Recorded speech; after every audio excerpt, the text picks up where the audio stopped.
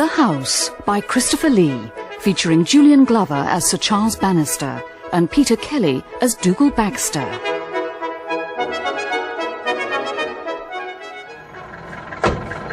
How much is that? $4.60. There you are. Keep the change. Oh, thanks very much. Cheers. Bye. Last of the big spenders. You're in a very generous mood this morning, Charles. Of course I am. Playing truant brings out the best in me. Now, where is she? I told her here. Told? I didn't think Polly was much good at being told. Don't you believe it? She still needs a label on her collar and her gloves on string through her sleeves. There she is. Polly! Polly! What has she got? Harrods must be closing down. I hope American Express isn't. Hi. You told me round the side. Don't be ridiculous, darling. Your father's never used a side entrance in his life. That's what he tells you. What on earth have you been buying? Things. It's what one used to call a bottom drawer. More like a cellar, if you ask me. Anyway, come on. You promised me coffee, and then I've got to get to the house. And guess who I've just seen? Here, let me have one of those. Well, I can manage. I'm not an invalid, you know. I know. I saw her when we arrived. Isn't she looking thin? No, Mummy, not her. Who are we talking about? HRH's friend. No, Uncle Hen. He was working. How do you know?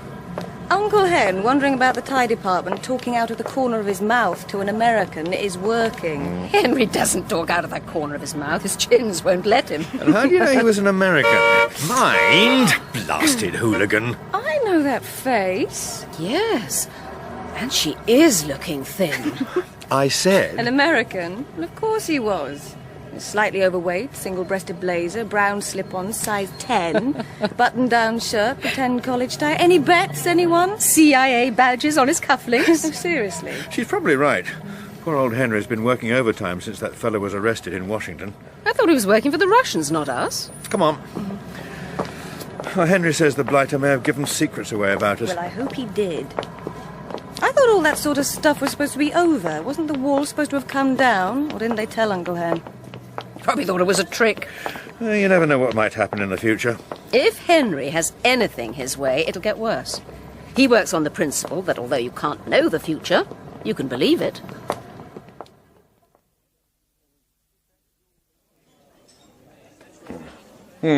Thank you, waiter. Just leave it. That will be fine. Thank you, sir. Yes, indeed. Aha, chocolate ones. Extremely good.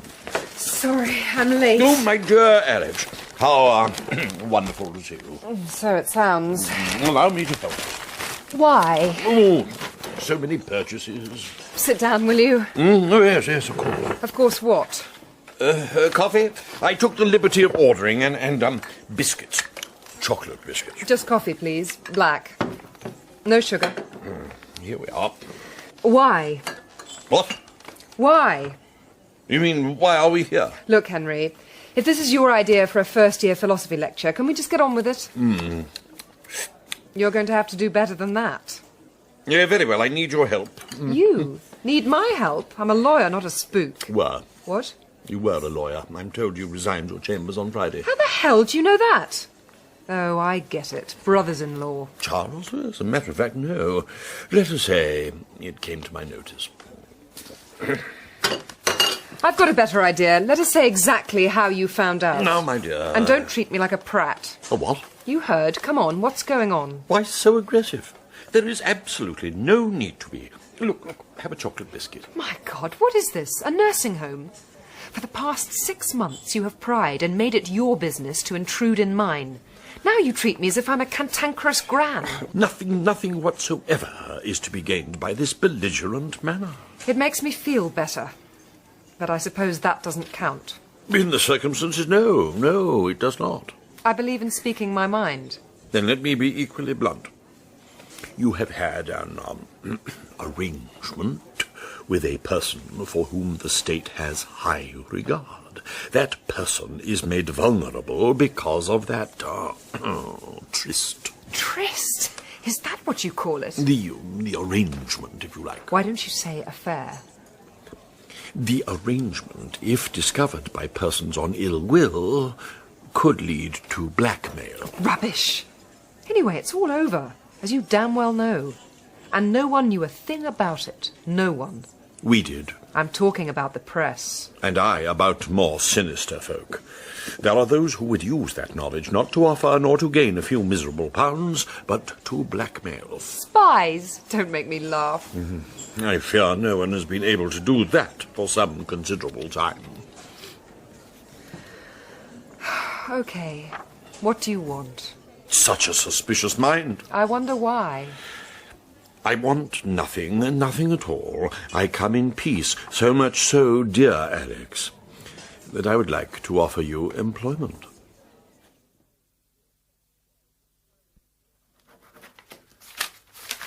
What time is Mr. Baxter in for? 2 minutes. 12.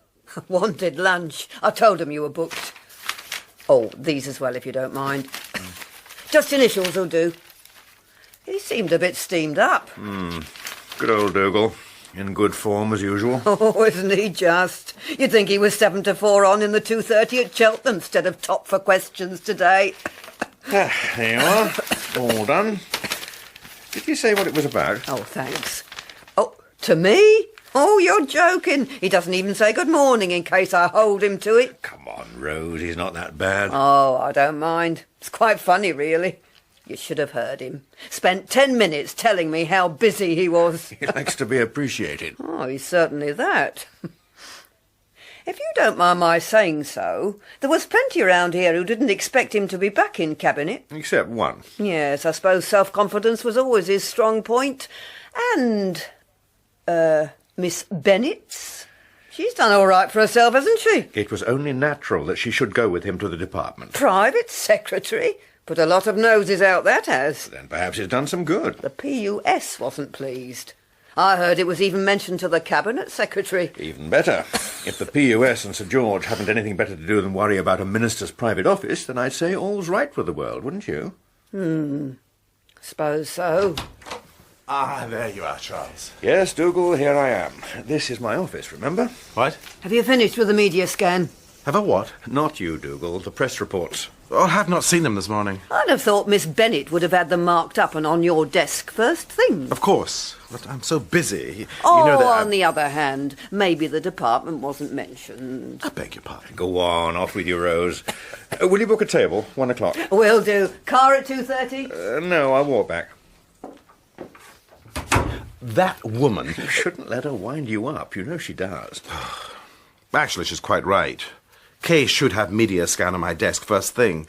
I mean, normally I've read all the papers by 7 while I listen to the Today programme. Come on, old man. It's me you're talking to, not number 10. Sit down. Gin? No, thanks. I have a new rule. Not before 6 and not after 9:30. What brought this on?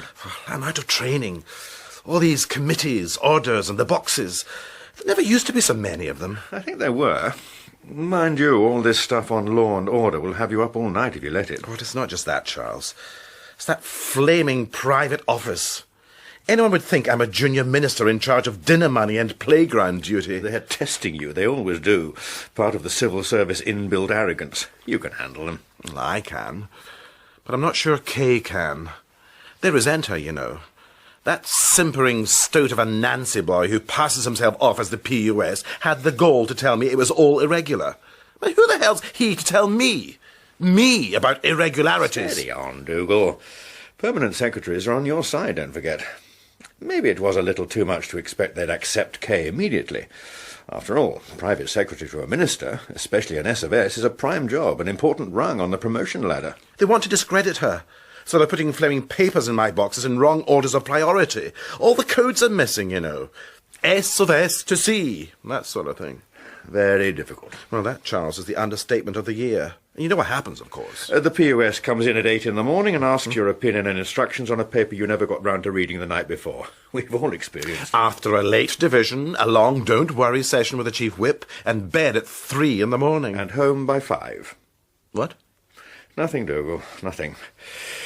Have you had a word with your PUS? Oh, certainly not. That would prove him right. You mean she's not up to it? Of course she's not. Well, not yet. Being a PA is one thing. This is quite another. So why keep her? Okay. Because I trust her, Charles. That's why.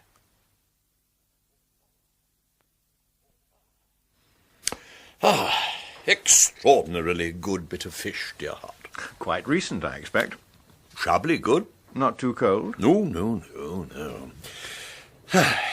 End to an almost perfect day, really. It's only 2:15. Yeah, so it is. But not much of an afternoon to come. Thought I'd look in at Lord's. All right for some. An imperfect world, my dear, but not a disagreeable one. Heard you were as far afield as Knightsbridge this morning. Your spies were abroad early? Only Polly. Saw you in Harrods. Did she indeed? I didn't see her. She says you were busy. I suppose I might have been. A little talk with the delightful Alex. Alex Soames? This morning? You sound surprised. Just that Polly didn't mention Alex. She didn't. Well, there you are. Something for very little, if not nothing. May one ask why? Alex? Nothing very much. She knows certain people, and one always likes to keep in touch with certain people. I see. Anyone in particular? There is always someone in particular. I rather had the impression you might have been with one of the cousins. Young Polly is observant, isn't she? You know Alex has left Chambers? Really? Yes, Friday. Really? Not sure what she plans to do. She's got her own money, of course. Of course.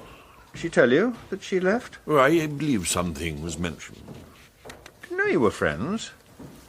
Yes, the fish was exceedingly fine, and the... Chablis? Yes, that too. Alex say what she plans? Not exactly. I believe she is thinking over a proposition. I see. Yes. Isn't that, over there? Holmes, ghastly man. Weren't you at Eton with him? That's how I know. Oh, hell's teeth, he's heading this way. Could have done without that. Shall we make a move? Let us. I believe what the British Army calls a tactical withdrawal, though I fear too late. Charles! I thought you'd be in today. Hello, George. You know my Colvil, don't you? Mr. George. Yes, of course. Charles, I wonder if we might have a word in private. Of course, I'm just on. Sorry, George. Henry and I have a meeting. Must be off. I'll be over at number 10 early this evening. Can it wait? Well... Excellent. Awfully sorry about this, George. You do understand, don't you? See you then. Come on, Henry. We're late.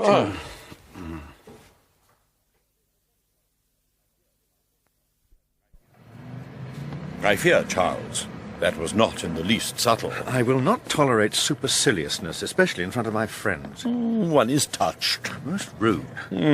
I must say that on previous occasions I've thought him charming. Within, of course, the reservations one has for cabinet secretaries. He's getting a hard time at the moment. The bombardier is showing an aggressiveness none of us has seen. Your Herod, Whatever next? Dougal. The kilted one. Apparently there's some nonsense going on about Dougal appointing Kay Bennett as his private secretary. The private office doesn't like it. Expect that's what he wanted to talk about. One would have thought that a trivial matter for the cabinet secretary. Exactly. I certainly don't wish to be involved. I've enough on my plate at the moment. Difficulties? Oh, just this non-corporation nonsense. We've had it since the finance bill. Ah, yes, Madame la Guillotine. It was quite necessary, you know. But they wanted more time to debate. We said no, so they refused to pair. And they won't come back to the usual channel? Absolutely crass. We've tried everything, but no, think they're being clever. Henry, you know, it would be quite useful to have a lever. You know? Do I? Some titbit on one or two of their front bench. Something that I could mention. You know, just to get them moving. Scandal? Not do anything about it, of course. No, of course not. Ah, there's one. Taxi! Possible. Well, there are one or two indiscretions, small but perfectly deformed. Yes, on those I shall ponder. Much obliged, old man. Not at all. St. John's Wood, driver, if you'd be so kind. Lord's cricket ground.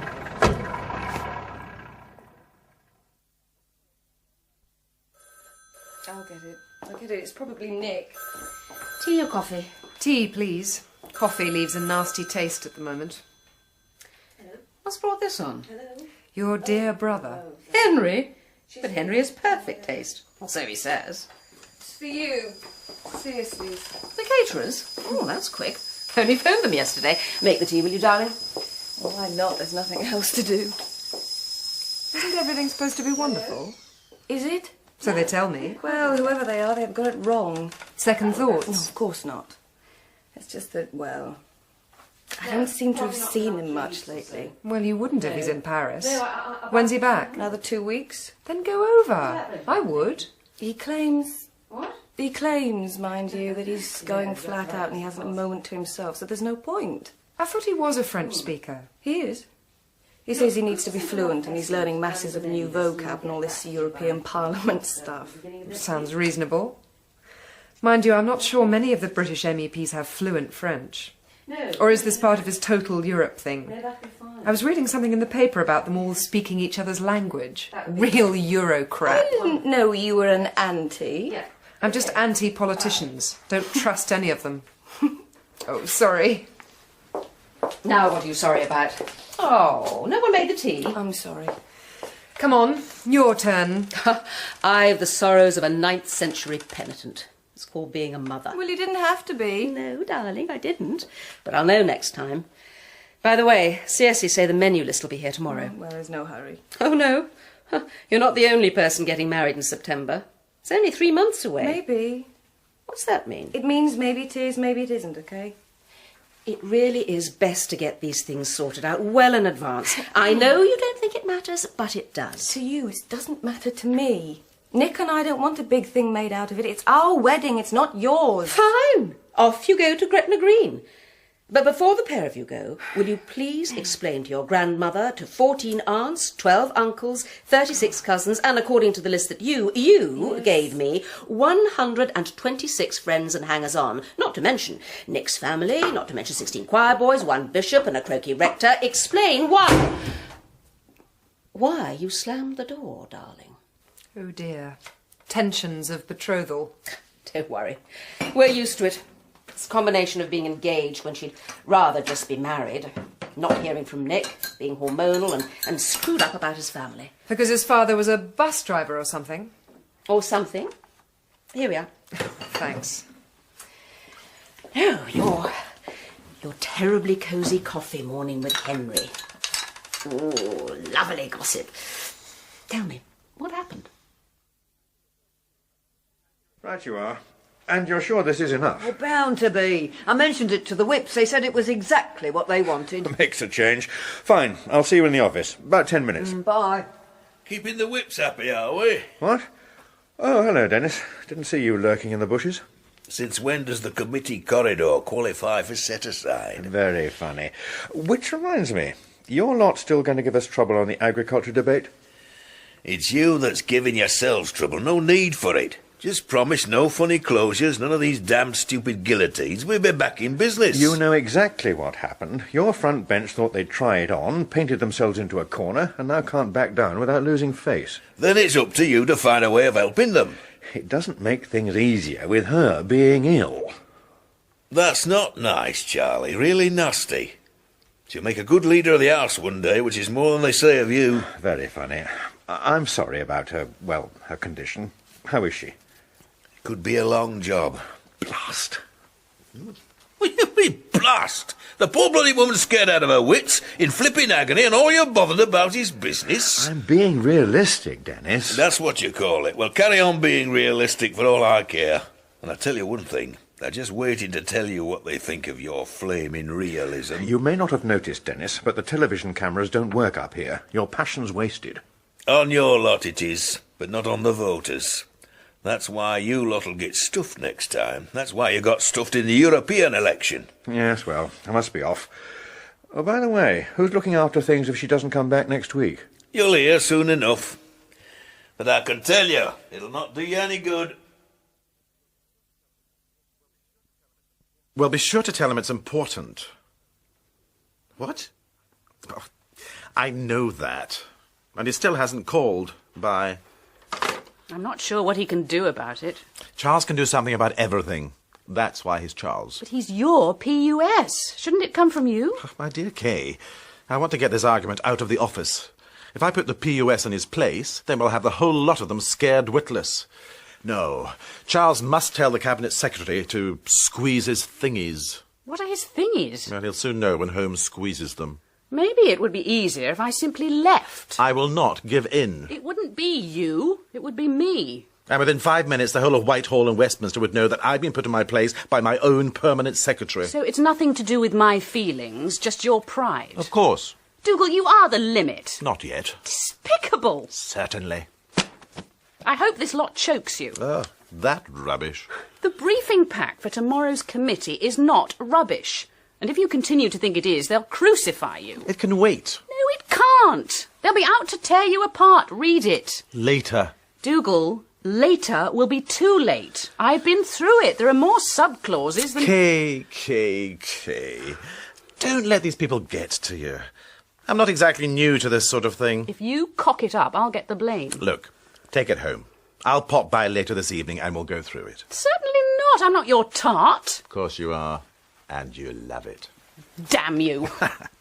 Here. You've forgotten the file. Good health. Cheers.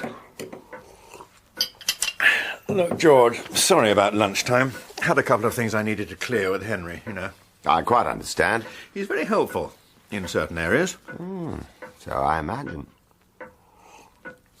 He's probably busy himself. Absolutely rushed off his feet.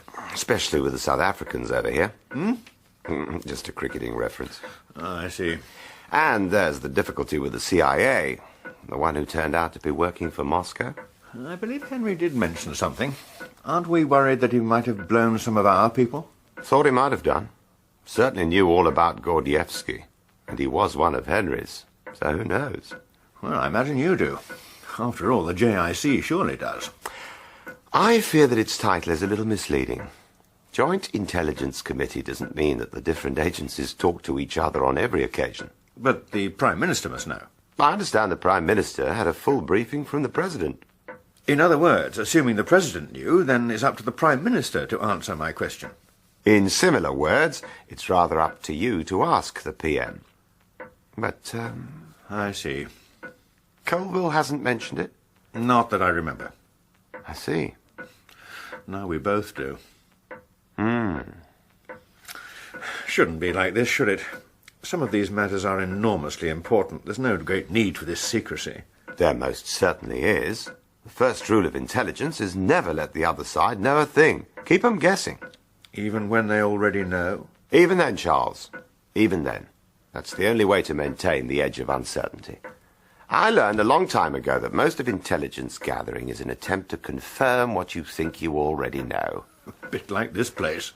I'm afraid Downing Street spends too much time trying to find out what others think they know, rather than what they do. Like this silly affair about Dougal's private office? Miss Bennet? Well, I imagine that'll resolve itself, don't you? Seems a little unnecessary. The animosity, that is. Isn't all animosity. Whitehall thrives on it. Whitehall does not. Certain individuals do. Nothing to do with me, you know. Look, I thought you might persuade Dougal to revert to the traditional way of these things. It'd be better for everyone if he were to have a trained person as private secretary. One of your civil servants. But they're very good. After all, you've managed to use the undoubted gifts of your own dear Rose as personal assistant in tandem with someone from the department. I'm hardly likely to persuade Dougal to do the same. Oh, I wish you would. His PUS is giving him a lot of trouble. I'm told that the private office is under instructions to drop confusion into his boxes. Impossible to believe, Charles. Absolutely impossible to believe. No, it's not. Kay Bennett's put the private office's nose out of joint. Ergo, so is the permanent secretary's. Sabotaging the red boxes is one of the oldest tricks in Whitehall. Kay Bennett's finding her feet. Until she does, she's likely to trip up, and so is Dougal. Well, that's taking the conspiracy view of Whitehall too far. I have, George, excellent eyesight. It's called experience.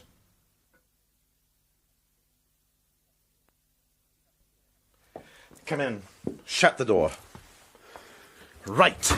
What the hell was that all about? I have never been so humiliated. Look, Dougal, don't get at me, OK? I I've been warning you for 3 days. Read the brief, I said. Oh, no, not the great Dougal Baxter. Listen to me. No, you listen to me for once. I read and reread the damn thing for you. I marked every damn paragraph for you. I warned you they were out to get you, and they did. You were, as they say on the North Bank, stuffed. Kay, I know all that. What I want to know is what happened to my so-called experts. Well, they were passing notes in the usual way, anticipating questions, usual thing. Did you see them? Impossible to read. Deliberately impossible to read. They look like they've been written by a dipsomaniac GP. I want to know why. Pick up the phone and get the PUS in here. Ask him. Oh, you're not frightened of him, are you? Oh, to be ridiculous. Well, you're the one who claims to have been ridiculed this morning, and I tend to agree.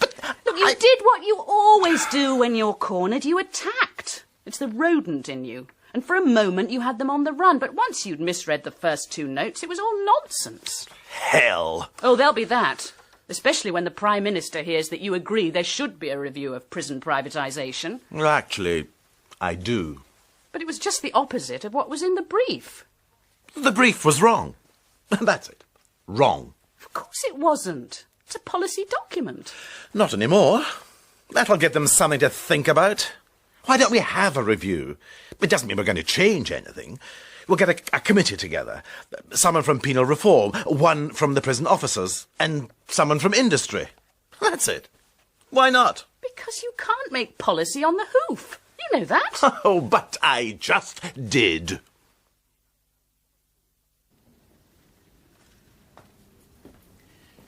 Just come from the hospital.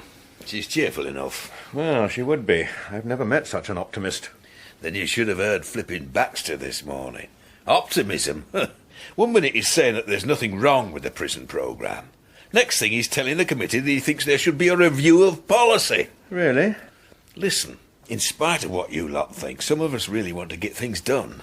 It doesn't help having a half-briefed minister to go at, and shuffling the deck won't do any good. What deck? The cabinet? That's nothing to do with it. We've seen it all before. You get a bad result. The prime flipping minister does the business with his Ouija board. Any road up, only a matter of time. More coffee, madame? Please. Thank you. I know what it is. Sir? No thanks. You no longer enjoy yourself in the house, do you? Oh, it's not a question of enjoying oneself. Well, if it's not, why don't you do something about it? Like what? Oh, I don't know. Why don't you be Prime Minister, for example? Because, for example, we have one. But not for long. Why don't you do it? Mary, please, let's not talk nonsense. Well, that's what I'm good at. At least I think I am. After all, for the past 25 years, you've made it absolutely clear that's what I do best. Look, I thought we were having a quiet lunch. We are. But that doesn't stop me telling you the obvious. And because it is obvious, you, for one, would have missed it. Mary, the Prime Minister is not resigning. And if he were to, I would not... You would not what? Well, I would not be a candidate. Who says? Well, I do. No one else. Because there's no question of it. And when there is? All right, let me answer for you. The way things are going, the obvious candidates are either yesterday's men or not quite today's. You're all in the land of the blind, Charles. And you, darling, you're the one-eyed man. And we all know what happened to him.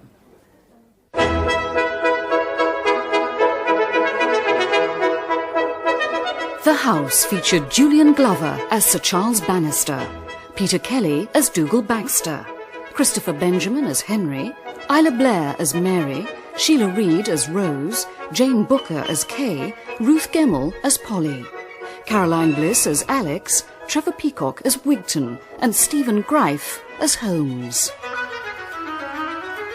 The writer was Christopher Lee and director Phil Bowker.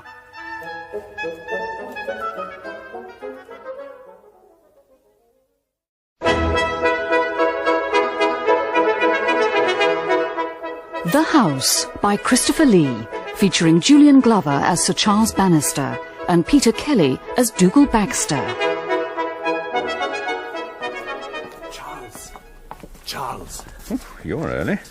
Which worm are you after? Spoilt for choice in this place. PMQs. Some toady stoat planting a question for him. Law and order. A tactical appreciation of the best use of questions to the Prime Minister, old man. Not toadying. Well, you thought I should be there. Solidarity, you know. Never mind, Dougal. I'm sure no one would dream of confusing your motives with the real thing. I expect you heard me on the Today programme this morning. He did, of course. The Bombardier tries not to listen, but I'm afraid he does like to hear who's sharpening which knives. He didn't think that, surely. No? I mean, if that wasn't a straight bat for solidarity, then I'd like to know what is. Telling Master Hobday that your ambitions for number 10 are hypothetical, as there's no vacancy. Hardly a straight bat. Or a hurdle, I'd say. And the Mail? A little unbright, Dougal. I don't write their leader columns, you know. True, there is a certain literacy about them. But lunching the editor is not very subtle. Hmm? Who told you that? The Prime Minister. Oh.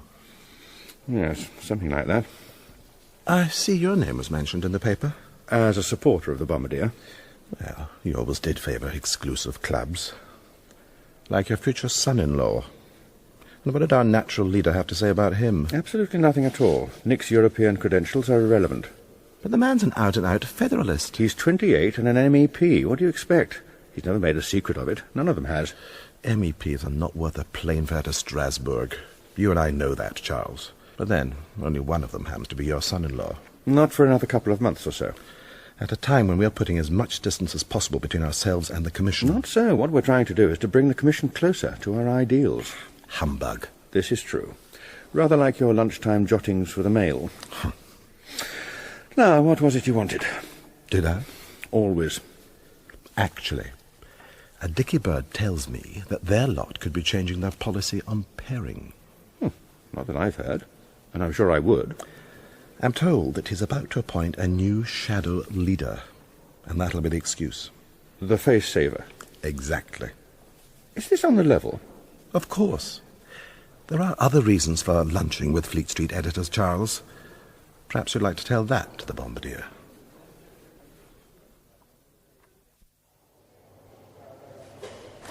I think that's the lot. Once he's back with the quail's eggs, we can go. Oh, special for Henry. That'll please him. That's the last thing I intend him to think. No, they're certainly not. I was getting them anyway. For goodness sake, don't tell him, Alex. He loves being fussed. Then I'll not bother. You two are very alike. You'd make a good team, only you'd never admit it. Rubbish. Fibber. Besides, whatever you say about Henry, his motives are honourable. Of course they're not. He spent months checking up on me and then tries to blackmail me into joining his firm. Where's he getting his honour? Fagin's mail-order catalogue? You wouldn't have much to do, would you? I mean, it's not James Bond stuff. Now that might be fun. It could be rather important. What is this, Mary? Are you working for him as well? He hasn't mentioned a thing about it. You're the one who told me. What did he actually say? Nothing more than I told you. He wants to find out when you-know-who first heard about this silly CIA man. I still don't understand why he can't ask him. Apparently they have. They think he's lying. Presumably the British are still on the same side as the British. Not in Whitehall, they're not. Charles says the Cabinet Office is trying to persuade the Bombardier to merge MI5 and MI6. That's what's frightening Henry's lot. They think the Prime Minister's being told to make 5 the lead agency. Easiest way to do that is discredit 6. My God, Alex, you've got all the jargon, haven't you? Henry must have sent you on a course. They really are schoolboys. None of it matters. It does to me, especially when I'm supposed to be the one to find out how much he knew and when he knew it. And if he told the Bombardier. Exactly. Where is this stupid man? 2 minutes, he said. He must be laying the damn things himself. Sorry about this. Tell you what, I want to have a look at the sail rail. I'll meet you in the coffee shop, OK?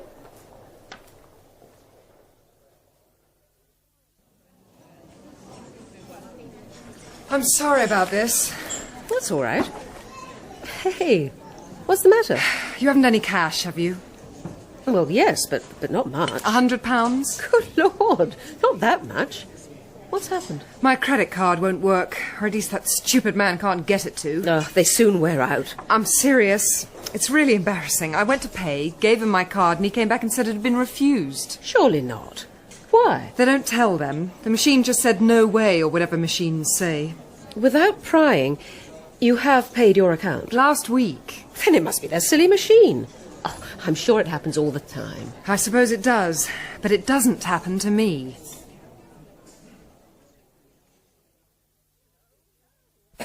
No.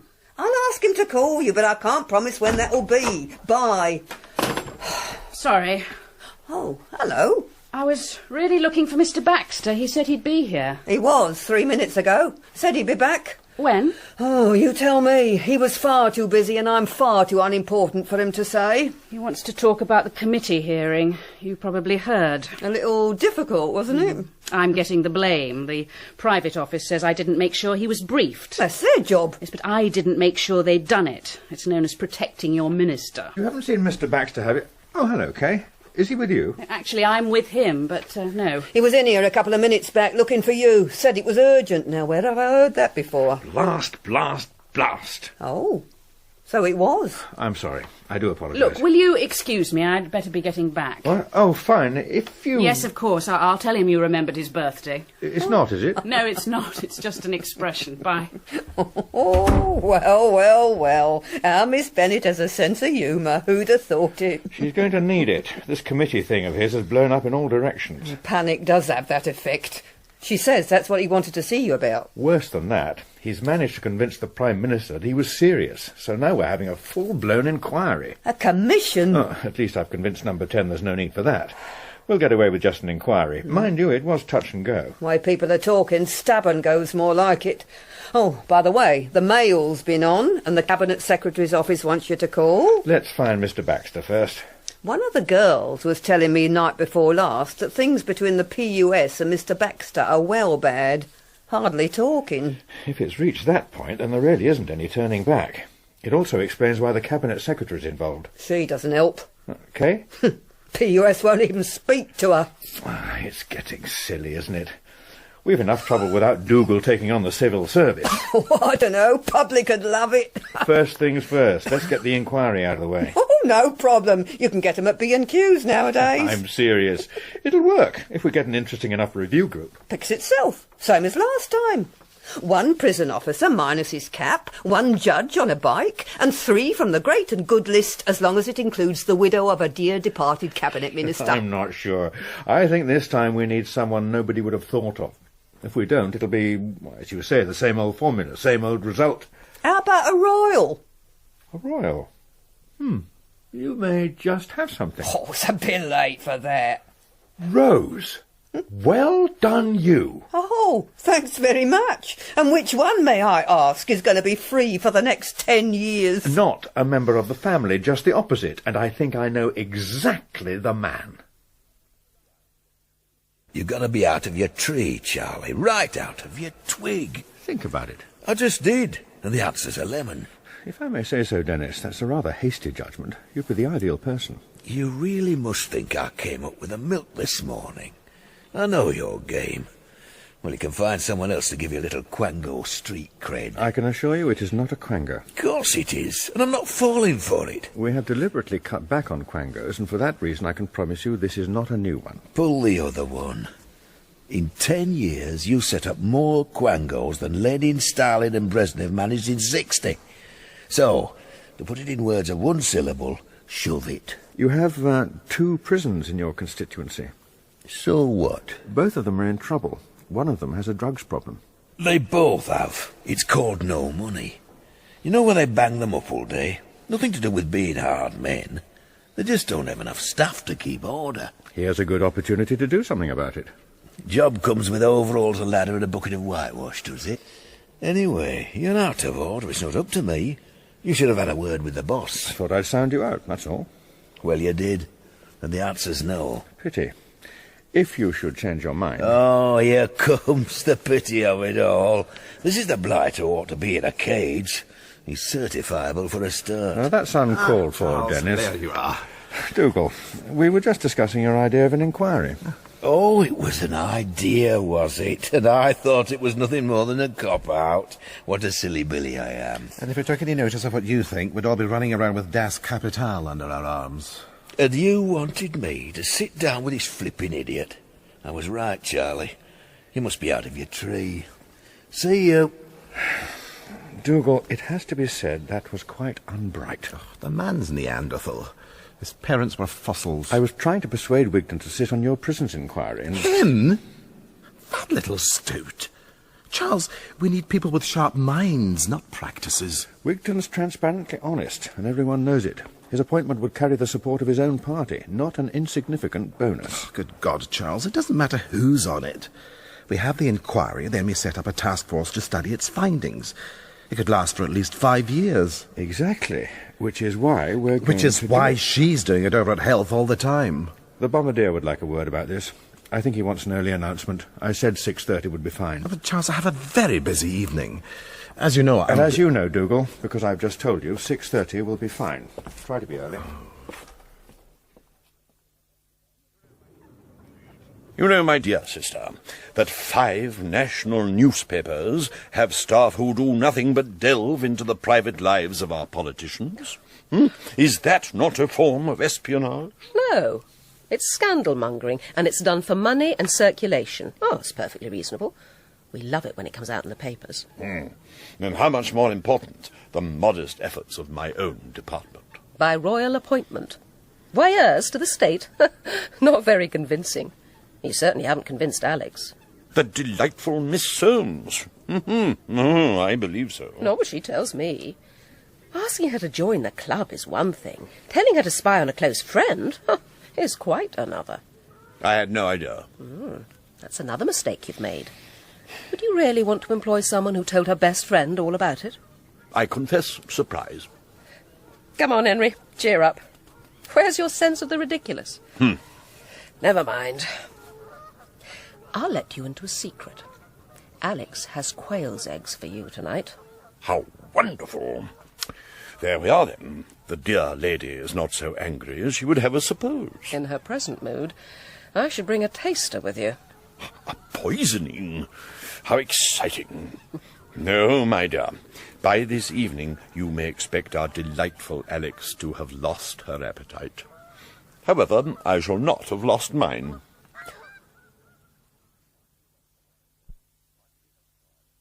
Might we have a quiet word soonish? Well, of course. But if it's about this business of Kay Bennett, I'm afraid it's not really my affair. I wish you'd make it so. I assure you we've tried every reasonable way of sorting it, but... It's your problem, George. The man's painted himself into a corner. He shouldn't have made it such a public issue. Well, it's hardly public. In this business, the definition of public is when others take sides. It's public. And on which side are you, Charles? I'm not. I have far bigger problems than a squabble between one of your permanent secretaries and a minister. Well, there's more to it than who appoints a private secretary. Although I must say that in itself is an important point of precedence. It's an unimportant point of humbug.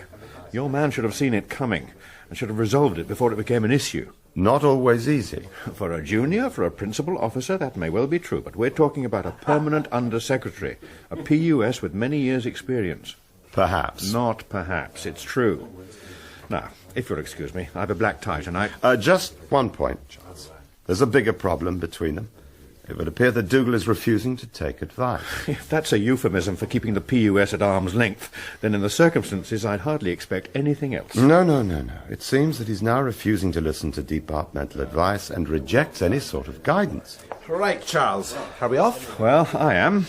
Dougal, I was wondering if we You're might... always wondering, George. But that's what cabinet secretaries are for, aren't they? We seem to have a developing problem.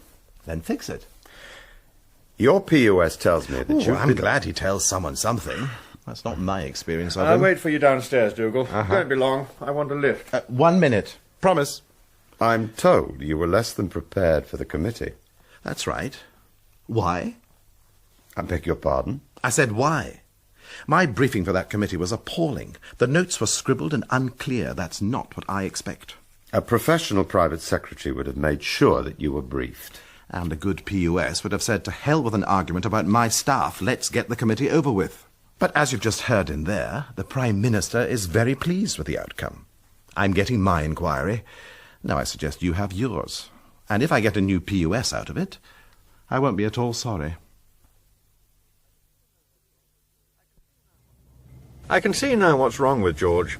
Do you really have to freeze out your PUS? It'll come to no good. Of course it will. He hates it. No one's ever done that to him in his whole life. But why? Exactly. No, I mean, why are you? Surely not this business of Kay. Of course not. She's not worth that. No, he keeps telling me things are impossible or will be difficult. That's his job. No, Charles. The PUS's job is to run the department. I'm the Home Secretary. Government decides policy, not him. If I decide I want something done, then it's up to him to make it happen. Up to a point, Lord Copper, up to a point. He's rather experienced, you know. I mean, he's been in Downing Street, the MOD, trade and industry. I know all that, Charles. But I want things to move. I want a decent PUS. And I've told George that. You see, Charles, you have no ambition. I still have. The party won't let you. The fun is getting people to see things my way. You've spent all your life in this place failing to see things any other way. Of course. And who's giving who a lift? Oh, don't look so serious, Charles. Your next stop's the Lord's. Mine's a much more interesting place.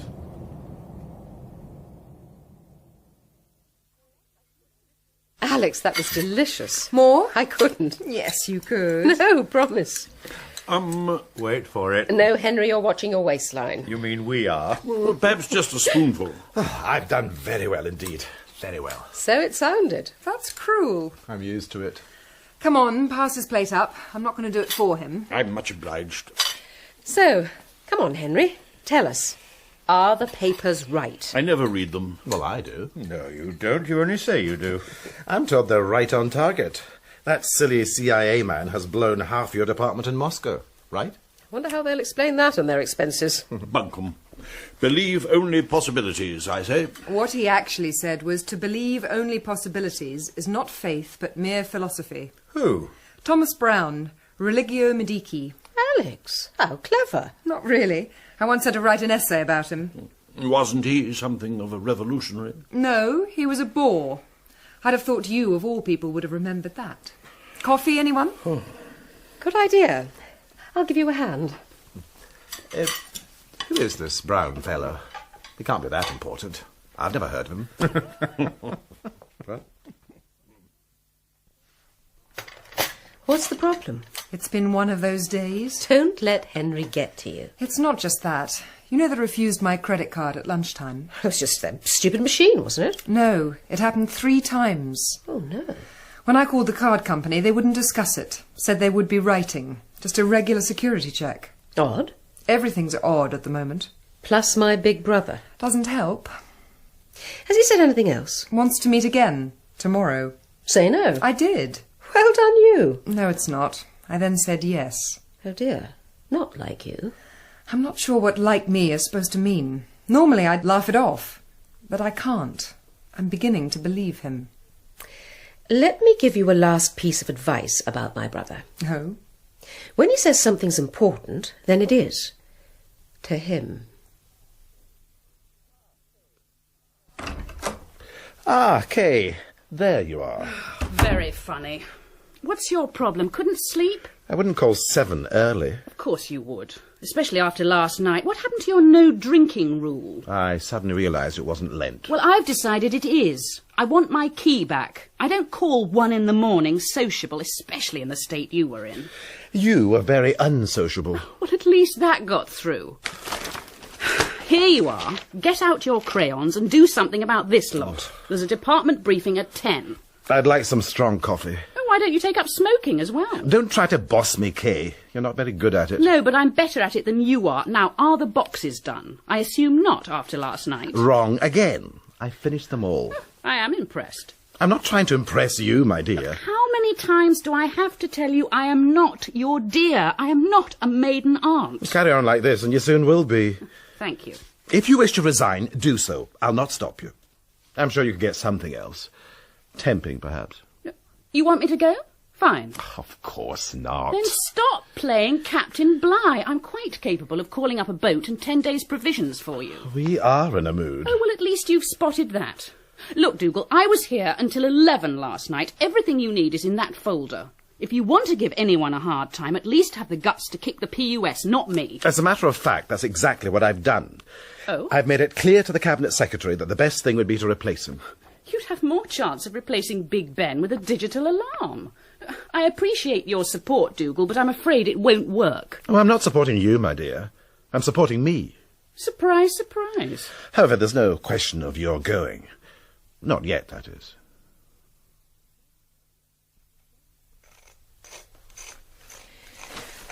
She's very unhappy, you know. Couldn't you have a word with Henry? Charles. I said she's very... Oh, dear. Didn't you notice last night? Look, Alex is old enough to look after herself. It's nothing to do with age. It's to do with Henry. Alex doesn't want to get involved. I'm not quite sure why he's pushing so hard. Ooh, any chance of fresh coffee? This is cold. Is he? It's nearly ready. You know he is. He wants her to... Well, he wants her to work for him. I can't see anything wrong with that. He's quite open about it. Well, within reason. It's the bit within that reason that's bothersome. He wants her to snoop on her friends. You keep saying this, but I didn't know she had those sort of friends. One or two. It's all pretty horrid. Then it really is up to her to sort it out. Even on a bad day, Henry isn't an ogre. If you feel so strongly, then he's your brother. You have a word. Here you are. Thanks, darling. Charles, what if the person were, well, rather important? That's better. Which person? The person Henry wants Alex to, well, you know. Spy on? Yes. What does rather important mean? Well known. The two don't follow. In this case, I think they do. I see. In fact, I know they do. Do I know this person? Yes. Presumably Alex does, and presumably the person's a he and not a she. Of course, that's the whole point. How well does she know him? Very well. Or did. I see. Well? In that case, Mary, my best advice is to stay out of it. But she's a friend. She's very upset and she doesn't know what she should do. If I hear you rightly, darling, this has the classic signs of danger Henry at work. Stay out of it, Mary. I most certainly shall.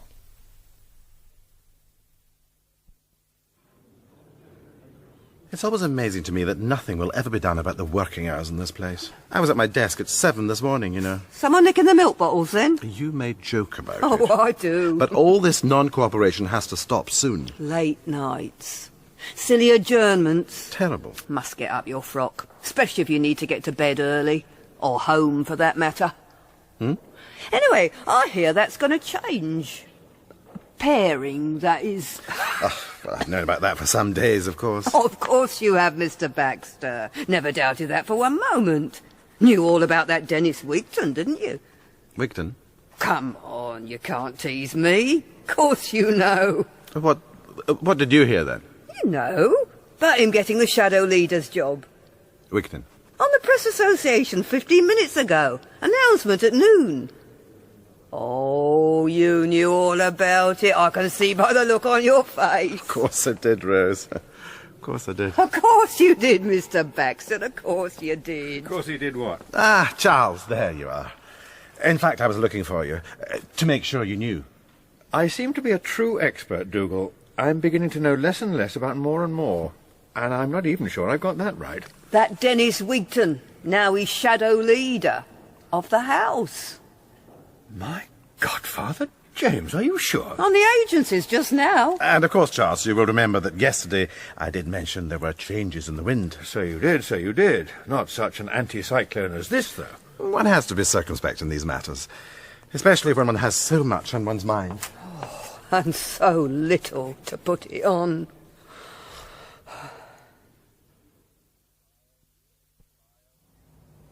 You sly old devil, Denis. But congratulations. Nothing sly about it. Hadn't got a clue myself. Come on. Promise. Fact. I'll tell you straight. I turned it down. Twice. Well, I must say I'm glad you didn't a third time. It'll be good to get some common sense into that portfolio. Now, wait a minute, Charlie. Don't get any bright ideas. Nothing's changed. Of course not. But you and I understand each other. Oh, I understand you right enough, but I'm not sure you understand me. Nothing's changed. Got it? The nonsense continues. If we'd been allowed proper time on the finance bill, then you wouldn't have got your drawers in a twist. No deals on pairing. But it's gone beyond the joke. It never was a joke, you know. That's your trouble. You thought it'd be all over inside 6 weeks. Well, it's not. And it's not going to be. So we've got to wait until the next session. How very, very sad. Maybe it won't come to that. Excellent. I value these private conversations, you know, Denis. Properly handled, there are ways to resolve even the most sensitive matters. See, you never listen, do you, Charlie? You only hear what you want to hear. What I mean is that I intend to step up the pressure, not the other way round. Your own people won't let you. Oh, they will. They're like whippets. They've got something to run at. You watch us go, Charlie. We're going to screw your lot on the floor and in committee. There is no point. In the end, it all happens our way. You know that. We've a big enough majority to push what we want through. And a rating in the polls that makes you about as unpopular as halitosis on your wedding night. And that keeps the more adventuresome in line. That's something else you know. And I also know that if we keep this up, you'll keep falling over yourselves, the polls will get worse, and your blokes in grey suits will go for double top on his bedroom door. I promise you there is no question of changing the leader. That would be a disaster. Save the public speeches. I heard that daft beggar Baxter on the Today programme. It wasn't at all daft. The Prime Minister has everyone's support. Telling the world that you support the Prime Minister is nearly as damning as him saying that you have his full support. We all know about that kiss of death.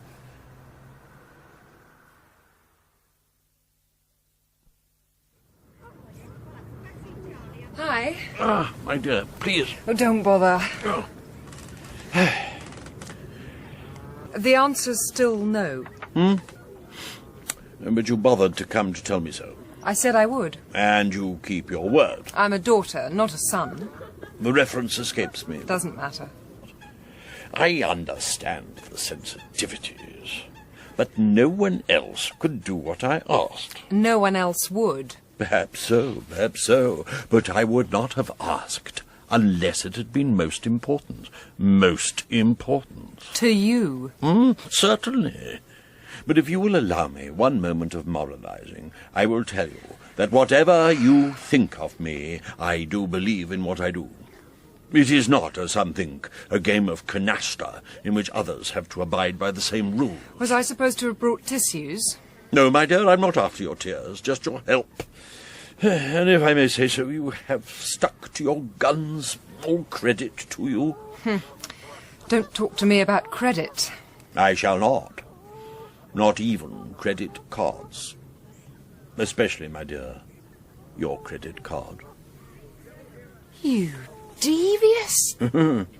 Well, I did say it was important, didn't I? Shall we go for some tea?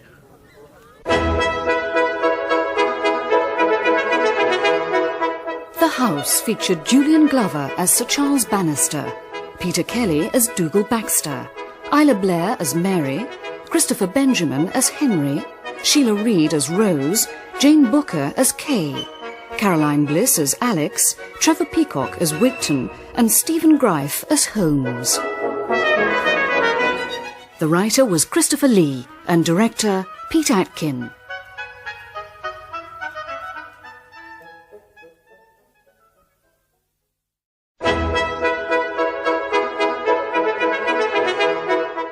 The House by Christopher Lee, featuring Julian Glover as Sir Charles Bannister and Peter Kelly as Dougal Baxter.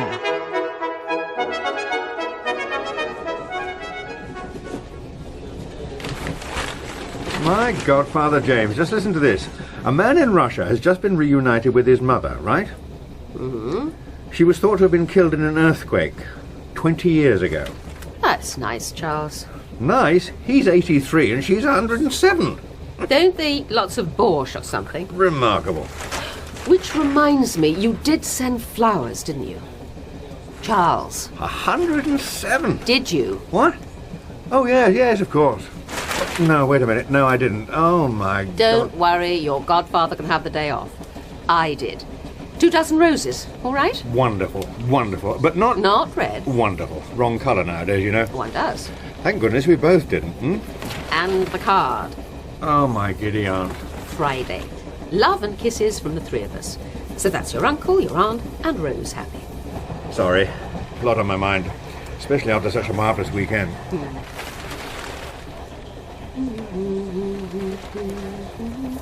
I suppose we shall get there today.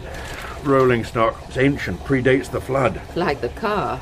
If the blasted garage had serviced it last week as they said they would, it would have been all right this morning. But you told them not to worry because you needed it. All right. I was wrong. You were right, again. No, I didn't mean it like that. It just seems so sensible to come back to London on the Sunday evening. No rush. Anything goes wrong, like the silly car not starting. It was a lovely weekend, wasn't it? And not a single phone call. Can you imagine? Yes, darling, it was. Mind you did get rather twitchy. Of course I didn't. You did? We came back from church and you accused the answer phone of being broken. You know that's the first free weekend we've had since the recess before last. So you keep telling me. It would be rather splendid, wouldn't it? Lead a normal life. Charles, what on earth are you getting at? I have to say there are times like yesterday when I really believe I've had enough.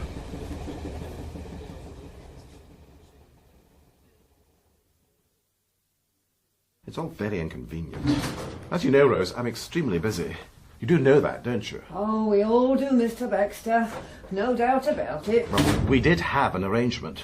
11:30, he said. He's coming up by train. The car wouldn't start. I don't blame it. It must be pre-war, that thing. Now, why he doesn't... Ah, Charles, there you are. Morning. Morning. For once, Dougal, you're absolutely right. Here I am at last. My apologies. Happy birthday. Oh, thank you. And thank you for the flowers. They're really nice. You shouldn't have bothered. Nonsense. Oh, And the card. I didn't realise. Yes, you did, Dougal. That's why you've been invited for drinks. So I have, of course. Happy birthday, Rose. Many happy returns. Thank you very much, I'm sure. Mind you, I could do without them nowadays. Oh, I think flowers are lovely. Birthdays. Coffee? Please. Mr. Baxter? No, thank you. As you know, I only have 1 cup a day. Oh, of course, I was forgetting. And you've already found someone to buy you one. I beg your pardon. Do you? Really must be my birthday. Don't say it, Dougal, don't say it. I know she annoys you, so does she. That's why she does it. And I'm not the only one. You know she told Kay not to antagonise my PUS. Antagonise? Hardly one of Rose's words. In fact, Dougal, I believe all Rose said was that little would be gained from causing trouble. I think I should be the judge of that. If you had been, I suspect Kay wouldn't have thought it necessary to ask Rose's advice. And you don't need me to tell you that if you expect to get your law and order bill through, you need every ounce of cooperation from your staff. Well, running with the PUS won't get you that. We'll see. You shouldn't be saying that. You should be confident about it by now. I take it the final drafting is done. Of course. Watertight. Including another place, I hope. The Lords. I've squared away all the old buffers. No embarrassments there. I do learn from history, Charles. That's what your predecessor said. A small problem. On the contrary, it was a huge one. After all, if it hadn't been, you'd still be on the back benches. But I'm telling you, the Bombardier wanted me back for precisely that reason. He knows I'm what he calls a safe pair of hands. Let's hope so. Start fumbling this one and the press will tear you apart. Charles, where's your confidence? We could have trouble with some of our own people. You heard the Chief Whip in Cabinet. Well, that's his problem. And we've enough in the troublemakers to promise phone calls to their constituencies. There's a new mood. Look what happened last time. And we won. Did we? I wonder. We stuffed everyone into the right lobby when it counted. So yes, we did. It won't be so easy on law and order. We're talking more than principle. To many of them, it's instinct. Look, Charles, I can think of 9 troublemakers. Maybe 10. 5 of them have mistresses, and 1 of them a lover. We'll tell their wives. How do you know this? There are some advantages in being Home Secretary. The security service told you? You're not the only one with friends in low places, of course. I find this distasteful. You didn't when you were Chief Whip. You bent more arms than Klaus Barbie. And I didn't enjoy it. But I do. And so should you, Charles. You're too old to sit in the park all day. At least I hope you are.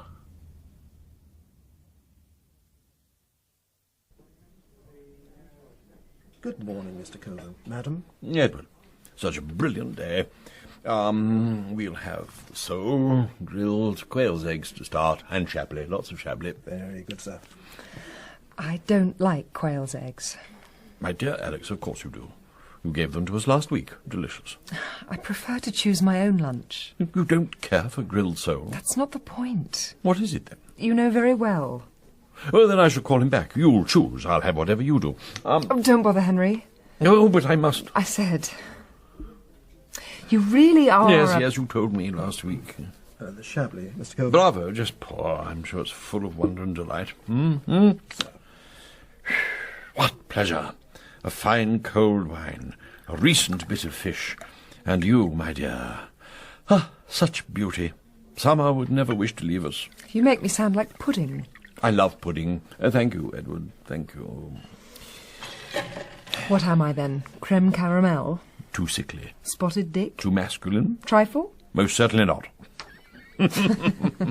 Cheers. You're also impossible. Aha, impossible. Whatever next? How about treachery? That's up your street. So it is, but not my doing, which is why I need you. Am I such a hard case? Don't you know? Am I? Yes. Thank you. More accurately... You sounded confident enough. More accurately, when you wish to be, I think you can be. That's not very flattering. Would you have me be? I think not. No, my dear, you are a realist. You have also a sense of justice and, I believe, purpose. Admirable. You are, therefore, I believe, trustworthy. I was his mistress. Is that being trustworthy? Did you see yourself as a mistress? Of course. And never asked for anything more? There wasn't anything. I didn't expect it. Then, yes. And now? You can forget the vengeance thing. I'm not bitter. It went deeper than that. Disappointment. Do you understand disappointment, Henry? Yes, I do. I wonder. And I shall leave you to do so, but yes, I do. Madam.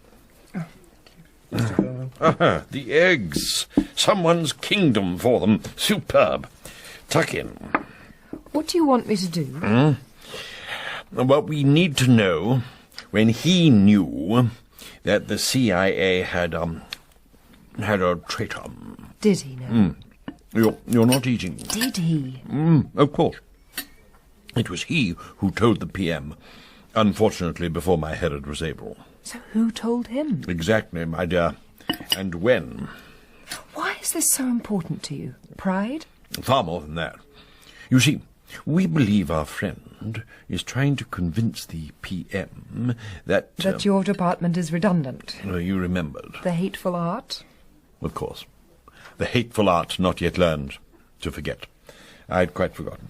You still haven't told me what you want me to do. And you still haven't told me why you want to do it. Would you believe fun? Most certainly. That's what I was. Nemesis? No, just an observation. Tell me more about fun. OK, try this one. I'm bored. I was wondering what to do next. And then along comes someone I know and says, hey, fancy working for MI6? Don't be daft. You're in the Guinness Book of Records as the longest, worst-kept secret of the century. Go on, my dear. Well, that's it.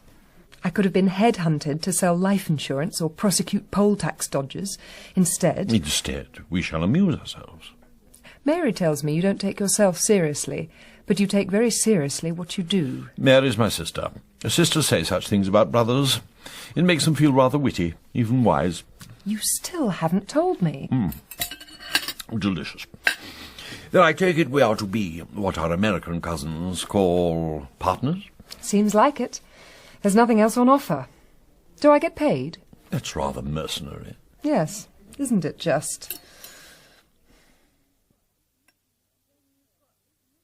Then you've got the Commissioner at 4:30 and the American Bar Association at 5:15. Why am I dining with them if they're coming here? And don't forget Rose's drinks party at 6. I don't know why, it was your idea. And Holmes wants you to see him. Shall I put him in? No. Tell him I'm too busy. Tell him... anything you like.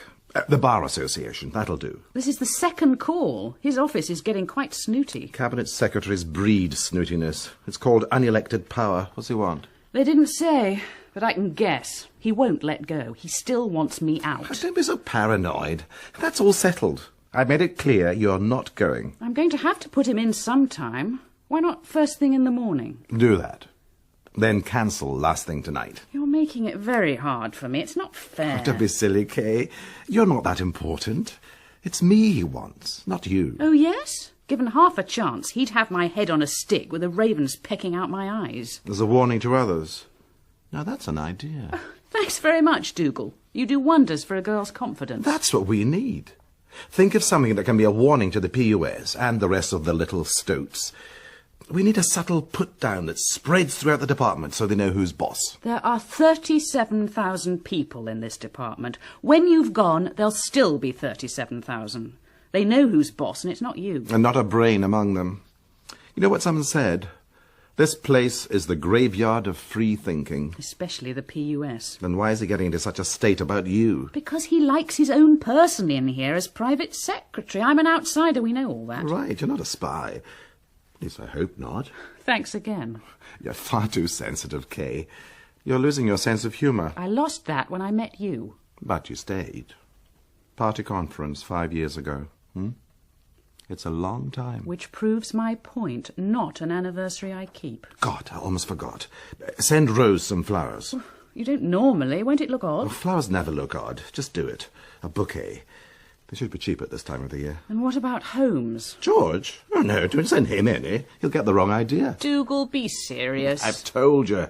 Put him in for first thing, 7:45. And you really want to cancel overnight? I can't see why. Because he needs taking down a peg. I'll see him after cabinet anyway. If it's that important, it can wait. Just please, don't make things worse. Please. I've had an idea. Shut the door a moment. It really is better when you don't have ideas. Listen, woman, will you? Now, just supposing the great Sir George Holmes, cabinet secretary to this parish, received a surprise. Don't. Supposing a little man turned up with 24 red roses for him at number 10. Whatever for? And supposing there was no name, just a little message. George, darling, thank you. Wouldn't that cause some fun? You're mad. No, I'm not, but he would be when the rest of the private office started talking. Gosh, you know, when the real top acts used to stay at my mum's then that was something special. Good old days, eh? Abso-flipping-lutely, Mr. Wigton. I was just a sprug, you know, but I used to hear some tales. My goodness, yes. I remember once. And you still do hear some tales around this place, I mean. Well, one or two. Mind you, never breathe a word. Not the done thing. Not all bad messengers are like that. If they want to keep their jobs, they are. Any road up, that's something I picked up in the Andrew. You know, the Navy. Pick up all sorts of strange things in ships, I hear. Not if you follow the rules, sir. Day I joined, we had a chief who gave me one bit of advice. Oh, yeah? Keep your mouth shut and your bowels open, he said. Probably had rules for that as well. Oh, they did, sir, they did. Remember it now. Bowels for the use of. Cultivate a regular habit of bowels, open early in the day, and then forget about them. Are you serious, George? Oh, yes, sir. Nothing like a good movement first thing. It's like being a monk, Mr. Wigton. Good time to think about things. How's your cope in this place, then? I mean, having to think for yourself. Oh, always done that, sir. And for a few others. Especially when they had a bit of bother. Like that Kay Bennett, you know. What about it? Well, I do hear she could be for the chop.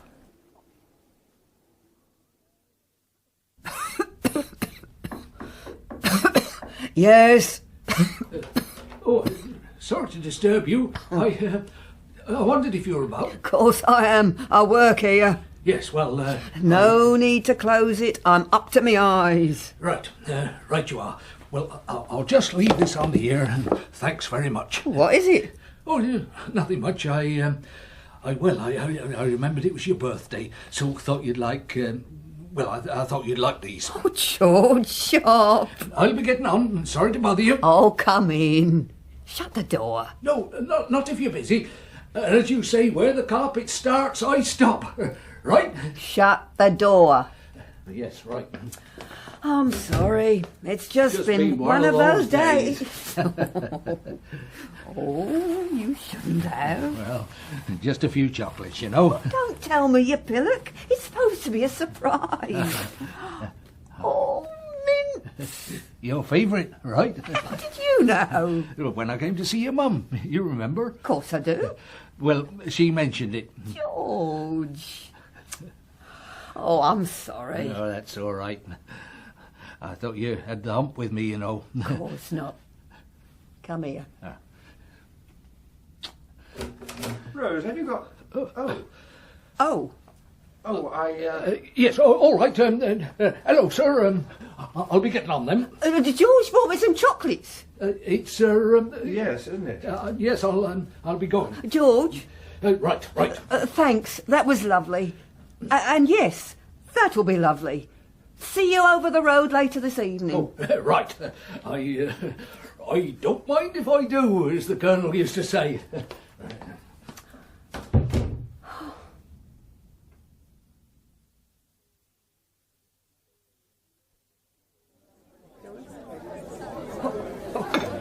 Oh, no. No more for me. Truth, I'll never find me past tonight. Nonsense. You only have one birthday a year. Anyone would think I was getting a telegram from the palace. Oh, you've got a long way to go before that. Not that far. Maybe not. Charles, there you are. Thanks very much. Sorry about that. Whip's office. Usual panic. One of our dinosaurs is missing. Oh, I bet I know who that is. Really? George Sharp mentioned there was some unofficial pairing going on. What does he know? Mr. Sharp knows an awful lot. Full of surprises, that man. Oh, dear. Oh, drama. Do tell. Just a private joke. I suppose it was funny. At last. There she is. Excuse me, I need to speak. Don't think she wants to. Something else George Sharp mentioned? Apparently our Miss Bennet has stepped out of line again. Used the official car to take her home. Surely not. That just doesn't happen. From the way they're telling it, it does with that madam. Simply don't take any notice of them. I authorised it. That's fine. I didn't expect the driver to be spying on me. She isn't. It's in the log. But I tell you, don't worry. I can only take so much of this. There's absolutely nothing wrong with it. I've already told the PUS. When you have departmental papers, my papers, then I do not expect you to be in a cab at that time of night. Then why did he want an explanation? You know full well why. He's trying to keep his job. He's not trying to keep mine. You're losing your nerve. Don't. I need you on my side. Your place is in my private office, not in an asylum. Hello, darling. Hello. I thought you two had forgotten. We couldn't get a taxi. My fault, I was late. Never mind. Splendid to see you. Oh, just heard that it might be an early night. Supper? Oh, super. Do you mind if I don't? Rubbish. Charles, persuade her. I must wish Rose happy thee. No. Before you start, no thank you. Very nice and all that, but no thanks anyway. I had a very long day and a very long lunch, okay? Understood. If you change your mind. Thanks. Well, I suppose I have to say some words this evening. Why am I here? I beg your pardon? Well, I don't know many people. I don't even know Rose. Not really. Of course you do. Not well enough to turn up at her birthday party. My dear Alex, and don't look at me like that. I'm old enough to call you my dear. Let me tell you something. You have a closer connection to Rose than you might imagine. When Rose came to Chambers, it was before all the rebuilding, and her desk, her desk was exactly where yours is now. Was. Should still be. There was absolutely no need for you to resign. There was. I wanted to. I see. One day you might. And now what? You damn well know what. No, I don't. If you mean Henry, well, yes, I hear things, but you've never told me, so no, I don't. I thought politicians make up their minds and pick out the facts to make it all true. Don't most people? But not with friends. Especially with friends. Anyway, the answer to your question is, don't know what I'm going to do. That's me. I'm the bottom line on every opinion poll.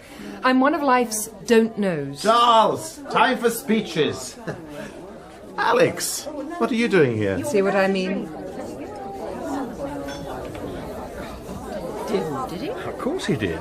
Dougal has the gift of making a goldfish unwelcome in an aquarium. Have a word with her, will you? You can't expect her to be all gushy and how-do-you-do-y. She's not like that. I didn't mean you have to set up a dating agency. I feel a little responsible. And he does like her. Oh, dear. I didn't mean it that way. Dougal might. However, I do believe the cavalry has arrived. Kay. She's back and she's spotted them. Oh, good. I asked her to get the painting for me. Well, perhaps you better rescue it before she frames Dougal with it. Why on earth do all these occasions end up as if they've been orchestrated by the sealed knot? I thought we could have a quiet supper somewhere. The answer's no. Actually, I was looking for someone with your background to join my research staff. Prison reform, you know. Cell block H with a casting couch. Sorry, Mr. Baxter. Try the typing pool. I wish you'd stop calling me Mr. Baxter. There you are. I've just had yet another call from the Cabinet Secretary. Kay, I was wondering where you got to. Alex, you know Kay, of course. Absolutely. Everyone does, don't they? Bye. Cow. Oh, don't worry yourself, my dear. I think she's probably jealous. Of me? Of course. She was trying to use her friendship with the Bannisters to get a job in the department. Of all the cheek. Exactly what I told her. I'm glad to hear it. So much easier to make one's position clear. Anyway, what did you want this time? Holmes, same as before, utmost importance, he said. He's in the book for the morning. I think he was insulted. Didn't know he was that bright. Oh, forget him. Oh, is this the famous portrait? Let me Not see. exactly a Holbein, but considering it's her, about the same period. Oh, that's nasty. I'm a quick learner. Ladies and gentlemen, and especially Rose, as you know, today is a special day, Rose's birthday, and I will not be so ungallant to tell you which one. 60 if she's a day. And I'm sure you'd all agree that no one would believe me anyway. That'll be the day. What most of you don't know is that this is another anniversary for both Rose and, ladies and gentlemen, for me. No, he's not, is he? On this day, 25 years ago, a young lady, and I know it's unfashionable to use such a title, but I can assure you, in Rose's case, this was true then, as it has always been. Yes. Came to my chambers as a temporary replacement legal secretary. And when I stood for this place, she followed me and has never, in all those years, left my side. Figuratively, that is. Never had a contract, neither. Really? Now, there are those who have talked about loyalty and a return to old values. Ladies and gentlemen, there is one amongst us who has never deserted those values. I normally think she was Mother Teresa. Rose, I would like you to have this. Oh. Now, there are many portraits in the Commons of the famous and the not so famous, but I have to tell you, there is none so richly deserved. Ladies and gentlemen, please raise your glasses. Rose. Rose. Lady of the house. Rose. Speech. Well, I'd just like to say thank you and I must give it up. It's something else I've been meaning to do for 25 years. No, seriously, for a moment. I would just like to say that loyalty works both ways, and so what I'm saying is thank you. And, well, as they say at the best birthday parties, well, you shouldn't have.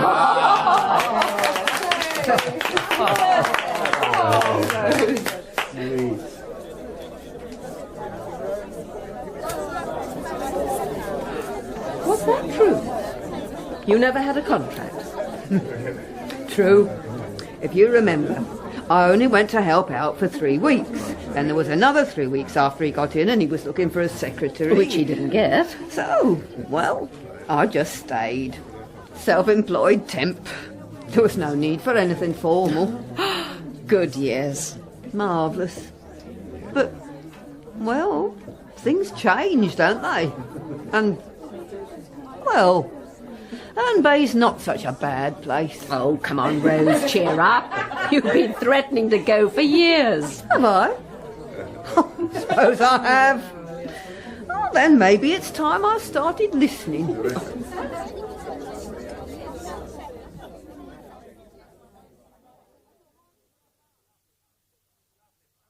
Lovely party, Charles. Lovely party. And a very sensitive speech, if I may say so. Oh, blimey. I was telling Denis that we're hoping for his support on your bill. And I was saying... Support from his lot? Amnesty's got more chance of getting a donation from Pol Pot. You see what I mean, Charlie? No wonder the thing's a mess. It's most certainly not. You're wasting your time, Charles. So are you. You'll have a rough ride on 3 or 4 clauses, and by the time it gets upstairs, well, you might as well send the Magic Mix up with it. I promise you. You wait until you see it. I think you'll be surprised. I have. Have what? Seen it. Or, well... Of course you haven't. The final draft was only finished on Friday. Come off it, sunshine. I reckon we've got more friends in your department than you have. Of course we've seen it.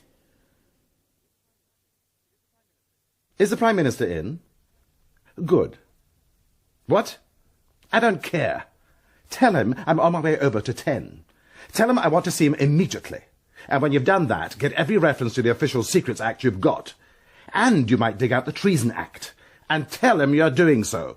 Now! Dougal, calm down, calm down. I am calm. Very calm indeed. I think the so-called PUS has just shot himself in the foot. And I'm going to make sure he bleeds to death.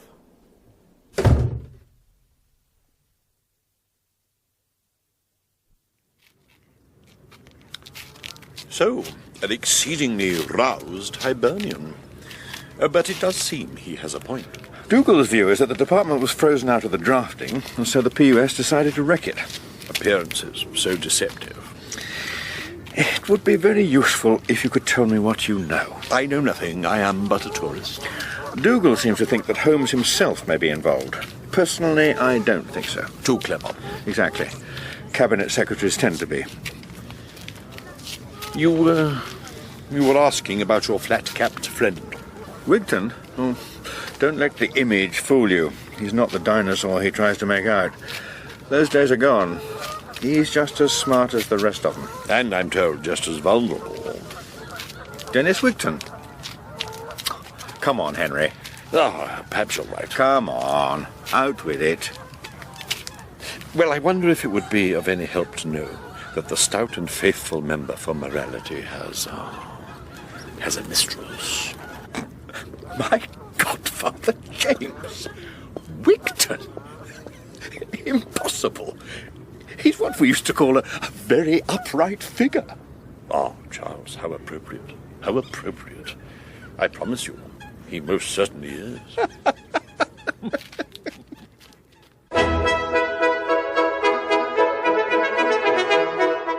The House featured Julian Glover as Sir Charles Bannister, Peter Kelly as Dougal Baxter, Isla Blair as Mary, Christopher Benjamin as Henry, Sheila Reid as Rose, Jane Booker as Kay, Caroline Bliss as Alex, Norman Bird as Sharp, and Trevor Peacock as Wigton.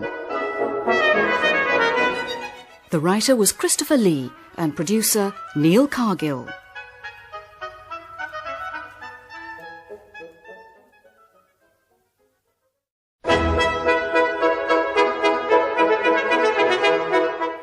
The House by Christopher Lee, featuring Julian Glover as Sir Charles Bannister and Peter Kelly as Dougal Baxter. Oh, my goodness, is that the time? It was. What? Tempus Fuge and, I'm late. Morning. Hello, darling. Blast. Where are they? Morning, darling. Or morning, Polly. Sleep well? I left them on the table last night. What? Oh, hello, darling. Sleep well? No, not really. You haven't seen them, have you, darling? Haven't I? Well, have you? Without being too nosy, Charles. Seen what? Mary, please, this is important. Top secret cosmic, apparently. Try again. Seen what? I'll go. It's probably... Those green folders, you must have. You were pretty sniffy about them last night. All I said was that I wished I were as sexy as 3 months' opinion polls. I did offer to go into the other room. Of course you did, Charles. You always do. You read in bed? Agatha Christie's one thing. The entire contents of the Public Records Office is quite another. Nonsense. And I don't bang my feet up and down and curse like a trooper every time I get to a paragraph I don't like. Mummy, where's the pen? Sorry, but it was important. Mummy! In front of you by the phone book. Right, okay. I've got it. Where do I come? Charles, calm Yes, down. okay. You're beginning to sound like Dougal. Stop being so serious. Sorry. What's she doing? On way day to Paris by the sound of it. Why can't they just write? You and I did. You sweet old-fashioned thing, Charles. Nowadays, only lovers write. They're engaged? Not quite what I was thinking. Too blasted deep for me. Oh, hell, what are those wretched things? Not still in the bedroom? No, I've looked. What about the hall table? Of course not. Why, of course. Most things are. Are these what you're looking for? Where the hell were they? The hell, they were in the hall on your briefcase. Oh. Just testing us, weren't you, darling? That'll be the door. You know the thing at the end of the hall? Very funny. If only you thought so, darling. If only you thought so. Well, frankly, Mr. Sharp, I've been in the house for 25 years and I'm still not used to it. A bit like show business, isn't it, sir? Mess about all day and then the big performance at night. With a matinee Monday to Thursday. Still not much of a house, is there, sir? Uh-huh. I mean, sometimes the chamber's nearly empty. Take yesterday. I counted 9 members in there for the Navy debate. You were in the Navy, weren't you? Oh, 22 years, sir. Came out as Chief RS. Chief Radio Supervisor, sir. Oh. Went south in Hermes in 82. Well, I can see why it upsets you, but I must say, the debate isn't the be-all and end-all of our interest. I think you'll find the real work goes on in Select Committee. Oh, I'm not tripping, sir. No, not me. I was only saying to Miss Bennett this morning how things are never what they seem in this place. You surprise me. I didn't know Kay Bennett was in the Wrens. Her? Oh, no, sir. No, she'd been chatting to Mr. Wigton. I just said that in the old days, ministers' private secretaries wouldn't have been seen dead with the enemy. When was this? Well, sir, 20, 30 years ago. Before my time, I suppose. No, I mean, when were they talking? Oh, first thing. Happened to be in the committee corridor, and there they were, on one of the benches. I see. Not out of order, am I, sir? I mean, I'm just making a point about how things have changed, if you get my drift. No, not at all. A very interesting point, Mr. Sharp. Very interesting. Yes. Thought that'd get you going.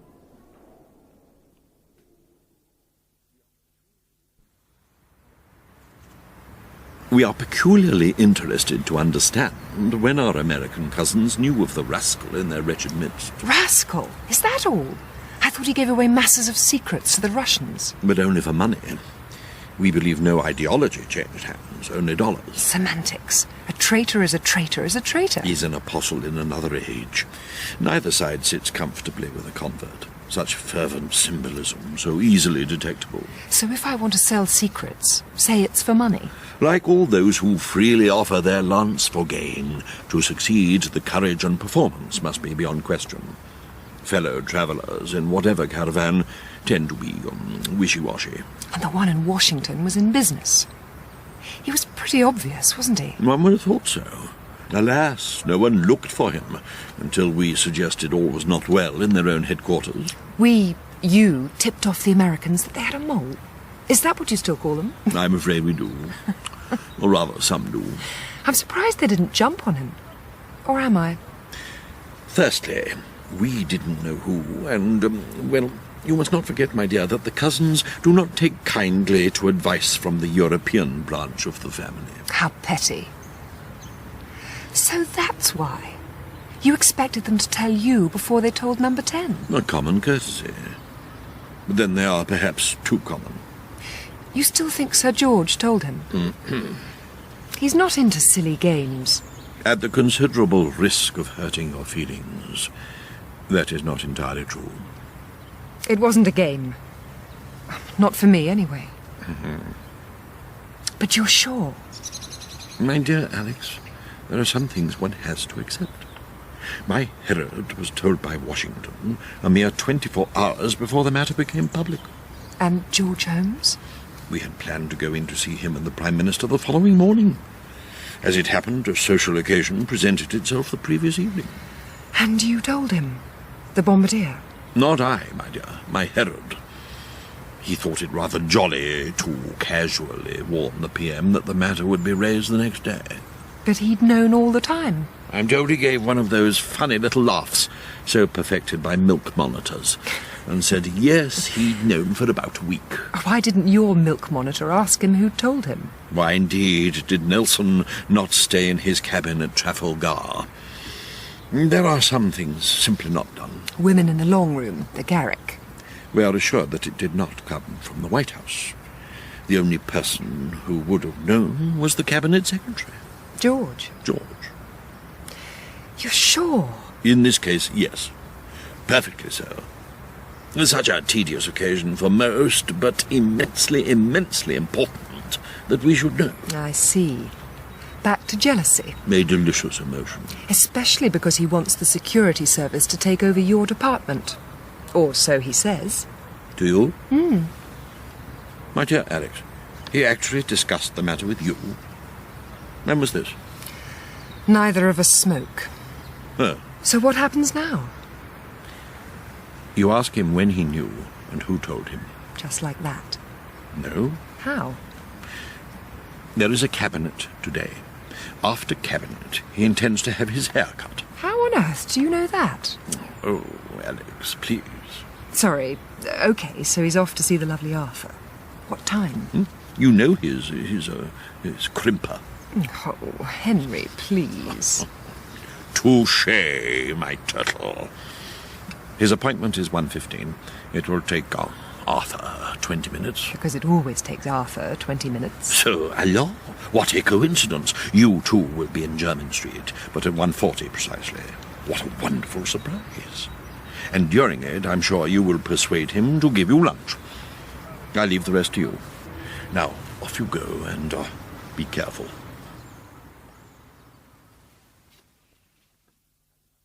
I think you should know that I do not have the slightest confidence in the man. Now, come now, sweeping statements. Nothing sweeping about it. I have lost trust in my PUS.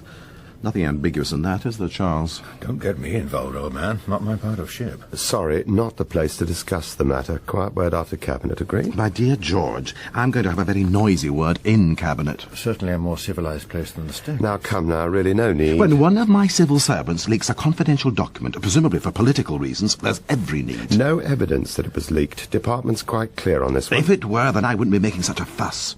Certainly not with the most important bill, my bill, about to go to the floor. Look, I'm very sorry. I must press on. Prime Minister needs these now. Half a rainforest. Sorry. Well. Did you see the way he scurried in there, Charles? Did you? Did you see him? Dougal, George does not scurry. Besides, it's the way he walks. Minces. A word of advice, old man. Do not push him too far. Oh, he's only the Cabinet Secretary, hardly the Pope. And you know as well as I that in Whitehall he is as good as. And in this place, the next best thing. You wait till we get in there. We'll see who's asking for absolution. Come on, what are we waiting for? What cabinets always wait for nowadays. The bombardier's taking longer and longer to settle in. Pre-cabinet briefing is going on for twice the time it used to. Oh, no confidence, Charles. That's what it is. None at all. Everyone knows it. Forget it. Let the youngsters fight it out. Oh, I'm doing that. Then, while they're bleeding to death, I'll step over their bodies. And into this place? I think not. Who then? Someone's got to be Prime Minister. Or Leader of the Opposition. Charles, what are you talking about? You don't honestly believe the opinion polls. Charles, hello, Dougal. Hello, man. No, but I believe my instincts. So would you, if you were honest. No fear of that. If there were, perhaps you wouldn't have all this trouble. I didn't leak the draft bill. I didn't tell that little stoat Wigton what was in it. I'm not the one blocking all information going into Kay's box tray. I'm not... All right, point taken. All I'm saying is that what's happening to you seems to be symptomatic of what people are feeling in other departments. We're accident-prone. Soldiers like following lucky, not unlucky generals. This is modern government, Charles, not the Somme. Is it? Ladies and gentlemen, sorry for the delay. Prime Minister's ready now. Please come. Come on, here we go. Over the top.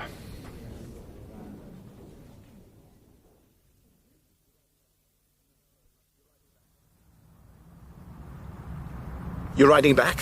No, I'm lunching at the Rag with Henry. Oh, good. You can ask him what his people know. About what? About leaking my bill, of course. Not Henry's part of ship, old man. Mind you, from what I hear, there's internecine war between SAS and Five, so anything's up for grabs. Next you'll be telling me all's unfair in love and war. We know that. Being sanguine isn't the same as giving in. Well, not in this place.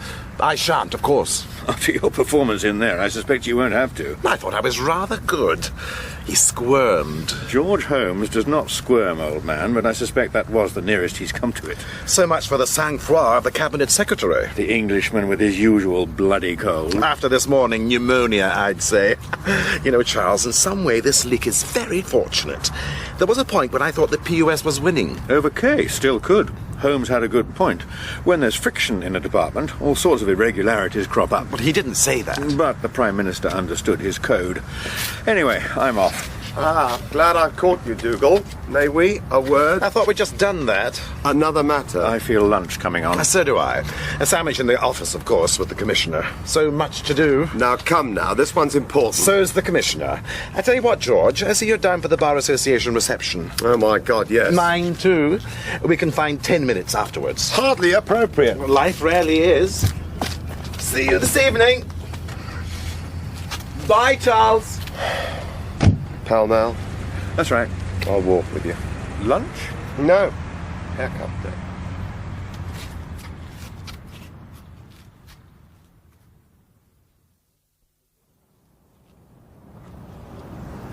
What's behind all this, George?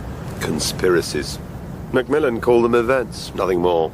Doesn't appear that way. Events never do. You don't like him, do you?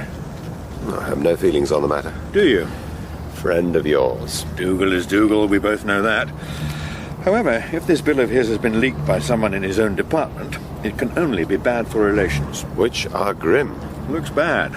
Looks like sour grapes. Self-inflicted wound. I don't think Dougal would leak his own bill. If the blame for it landed on his POS's desk. However, Charles, I think I can bring this nonsense to an end. You know who leaked the bill? Excellent. We can all get on with some work. No one has suspicions. I'm afraid suspicions will not be enough. You heard the Prime Minister. He wants an explanation. More to the point, a truthful one, not simply an excuse. This will come up in the House and the papers. Sort that when it does. No, Charles, I have something in mind which will bring Baxter down to earth. That sounds like a threat. I rather hope not, George. Threat? Absolutely not. Simple observation. Which will, as you say, allow us all to get on with the task in each hand. Bye now. Oh, my godfather James. Now what's going on?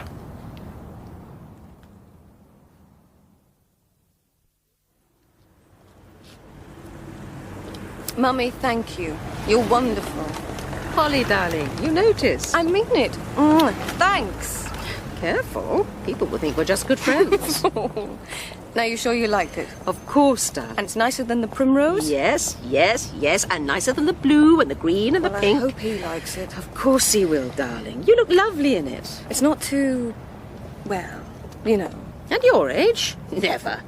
It's when you get to my age you ask those sorts of questions. Oh, rubbish. That's what I meant.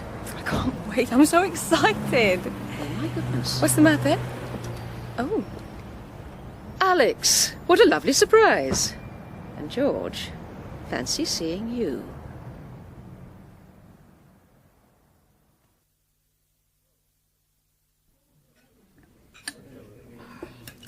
So, the Baxter of McBaxter was somewhat abrasive. Yes, I can imagine that. Well, his point is sound. If there's been a leak, chances are that it was someone in the department. If that was so, that's disloyal. It's up to his POS to sort it. And the stoic Sir George to press him so to do. Well, the Prime Minister made that quite clear. What's funny? Oh, I have a vision of your Herod taking a scourge to yon Cabinet Secretary, with Baxter crying out, "More blood! More blood!" It is rather pathetic, isn't it? Oh, encouragingly so, dear heart. Encouragingly so. Really? I sense a weariness. Maybe. You know, Henry, what I would like to do this evening? I'd like to go to the theatre. I shan't be able to. I've got minutes of a cabinet subcommittee to write. Oh, surely not your job. In this case, surely yes. It is very private, and the meeting isn't till the morning. Well, isn't that, dishonest? Curious. Well, in 30 years we shall see. Let's go to your theatre, Charles. You'll be happiest. And this weekend, I'd like to garden all day, go for a pint in the evening, and read Just William or... I don't know. Kafka. No, certainly not Kafka, but you know what I mean. Instead, you have The Adventures of Sir George Holmes, Cabinet Secretary, at your bedside. And Dougal pulls it off in the library. Instead of doing what I want to this weekend, I've got a party strategy planning meeting at Chequers. I can see why you say no to Kafka. Sorry, old man. Not your problem. Not entirely true, Charles. We are interested in Holmes. Or at least a few have an interest.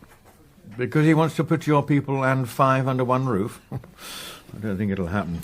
But it might. Not for a while. After today's performance, the Bombardier was less than impressed. Holmes? The PM's got enough on his plate without infighting that'll bring about. Good. Yes, we thought that might be the result. You what? Nothing, Charles. You had a hand in this leak? What are you telling me, Henry? Oh, no, nothing at all. Musing. That's right. I muse, you muse, he sure it muses. I see. I wonder if there's a little more beef. So good for one. I'm not hearing this. Well, of course not, Charles. But I wonder if you'd be kind enough to ask dear Dougal not to press too strongly for satisfaction. It would have to be someone in the private office. And horseradish. Does little for the claret, but so much for the beef. My godfather James. You have? Of course. Could be it's better if no one knows. Could be embarrassing. I'm not sure that it's not more complicated than that. There may have been a third party involved. Usually is, especially in something like this. After all, Mr. Baxter loses out, the PUS loses out. Somewhere there's always a winner. Or someone who started out odds-on favourite. So now we're having a steward's inquiry. Oh, probably come to nothing. Hushing things up is what Whitehall does best, don't you reckon? I actually don't believe there's a carpet big enough. Dougal's very upset, and so's the Prime Minister. Any ideas? Well, the finger's pointing at the private office. Wouldn't be the first time, although it's usually something on policy. MOD, health, they've all had their problems. Remember Ponting? Well, that was years ago. What was it they said? Something about loyalty having a sell-by date. Cabinet Secretary says that if this problem with Kay Bennett hadn't come up, then none of this would have happened. Now, that to me sounds very much like revenge, Whose? Theirs or hers? Kay Bennett? Well, I hardly think she'd leak Dougal's bill. Not in her interest. Totally illogical. Oh, Struth! This is the last place to get an O-level in logic. But it's not in her interest. Would be if the department got screwed. No. I reckon this is a bit more than some daft secretary leaving the first draft on the photocopier. Apart from anything else, there's too much of it. Mr. Sharp tells me that she spends a lot of time over here. But, I don't think so. You can be too Machiavellian. Really? You know, Rose, wouldn't it be wonderful to have nothing more to think about than the test score? My mum's got the right idea. She says we should be satisfied enough if we wake up in the morning. The rest is for nothing. And which one's the real world, hers or ours? Oh, that's easy peasy. The real one's the other person's. Always has been. Ah, Charles, there you are. Talking of reality. Tea? Please. Dougal? Oh, don't worry.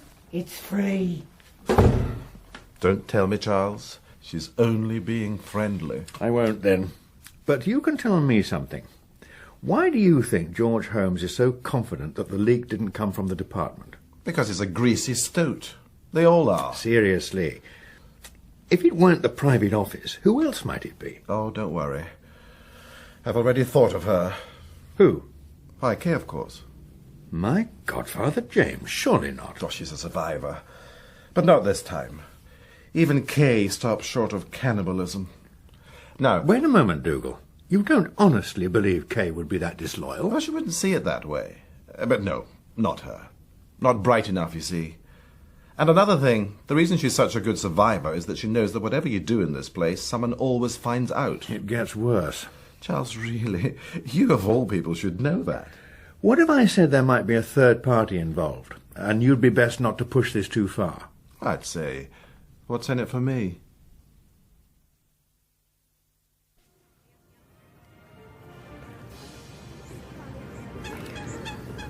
Oh, bliss, son. And not a peddler in earshot. Pom, pom. Good lunch? Nope. Exactly. You did meet our friend? And Mary. Oh. And Polly. Oh, dear. With him. Oh, how very dear. You spoke? Strained. You could say that. And may I ask what transpired? Nothing. Did you broach the subject? Nope. The opportunity did not present itself? It is never easy. I didn't try. I couldn't. Oh. It would have been too plonky. Contrived. Anyway, well, I couldn't. Just couldn't do it. To him or to yourself? Bit of both, I suppose. It was horrid, and you knew it would be. I understand. I do, rather unhappily, my dear, have some experience in these matters. Well, never mind. You do? No, I'm more concerned for your feelings. I must ask you to forgive me. I should have known better. Whitehall speak for you blew it goodbye. Most certainly not. I'm glad I did. And so am I. Perhaps next time. You have to be joking. There's no next time. Of course there will be a next time. If you're correct, he will contact you, and soon. I walked out. Then he most certainly will be in touch. His nature is to shine his self-esteem. Final word? No way. He's also a coward. Then I would imagine flowers will be sent, probably this very day. There are some things I shouldn't have to tell you. Talking with the enemy is one of them. I was not talking with the enemy. If you must know, it was just a casual conversation. Wigton? Casual conversation? About as likely as Herod's views and child-minding. Oh, very funny. He was very kind. He actually told me that some of the clauses were worth thinking about, which is more than he'd say to you. And why would that drunken stoat tell you that? Go on. Why? Because unlike you, Dougal, I managed to keep a civil tongue in my head. You'd be surprised how easy it is to be nice to people. Ah, Dougal. Got a minute? You'd never think it. Oh, don't be so pathetic. Am I interrupting something? No, I'm just explaining a few facts of life to Kay. I've just seen Wigton. You know what that flaming man had the cheek to say? Yeah, they're going to support your bill? Charles, this is no joking matter. You're turning it into one. He now says he never saw the papers at all. He claims their research department worked it out for themselves. Not entirely unfeasible. See? No, I most certainly don't. Someone leaked that document. Wigton doesn't want to blow his mole, so now he's saying it was all a joke. And Madam here... I'm going. Madam here says he may be telling the truth and that we should be nice to him. I'd rather be nice to... Hard pushed to think of someone? Well, that doesn't surprise me. Look, I've got a Bar Association reception followed by that mincer, Holmes. Don't rile me. Oh, dear. He's paranoid. But you were talking to Wigton. Well, people do. Members of a minister's staff? Unusual. When was this? 5 minutes ago. Anyone would think I'd committed treason. He'll calm down. You know Dougal. He always does. Mind you, there's an element of possibility in what he says. Dougal's whole political career has been based on an element of possibility. You and I know the reality has never come anywhere near it. What prompted Wigton to tell him? Oh, Dougal was being his usual smug self. First he told Wigton that the Prime Minister had ordered an inquiry. Which he knew anyway. Probably. Then he said that as Home Secretary he would make sure criminal charges were brought. Which was when Wigton said there was no mole? Right. Then perhaps Dougal has a point. Why's that? Well, Wigton's only been in this job 5 minutes. His front bench is desperate to promote an image of responsible opposition. Well, I've had enough of it all. What you need, Kay, is a large gin and tonic. Plenty of ice, plenty of gin. Do I? Bromide on the rocks might be a better idea. What about Gordon's? About an hour? 7 o'clock? Well, yes. You sure? Absolutely. I've got a call to make, then, well, see you there. All right?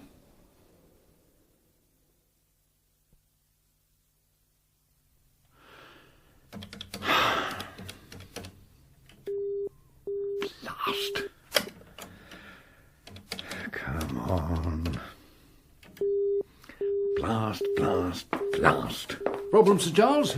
Or two on the blink, I'm told. Oh, hello, Mr. Sharp. No, engaged. Probably boyfriend. Oh, Mr. Sharp. Sir? You mentioned Miss Bennet this morning. Oh, did I, sir? In the... Oh, yes, sir. In the committee corridor. With Mr. Wigton. Right. Sure it was this morning, not some other time. Outside number 14. This morning it was. Right. Is there something I can do, sir? What? No, just a thought, that's all. Right you are, sir. Anything else? No, thank you indeed. Yes, sir. Not at all, sir.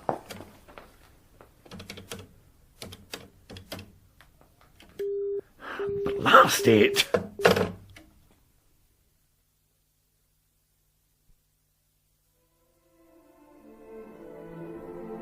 Right. Okay. You promise? Polly, come on. The taxi'll be here soon.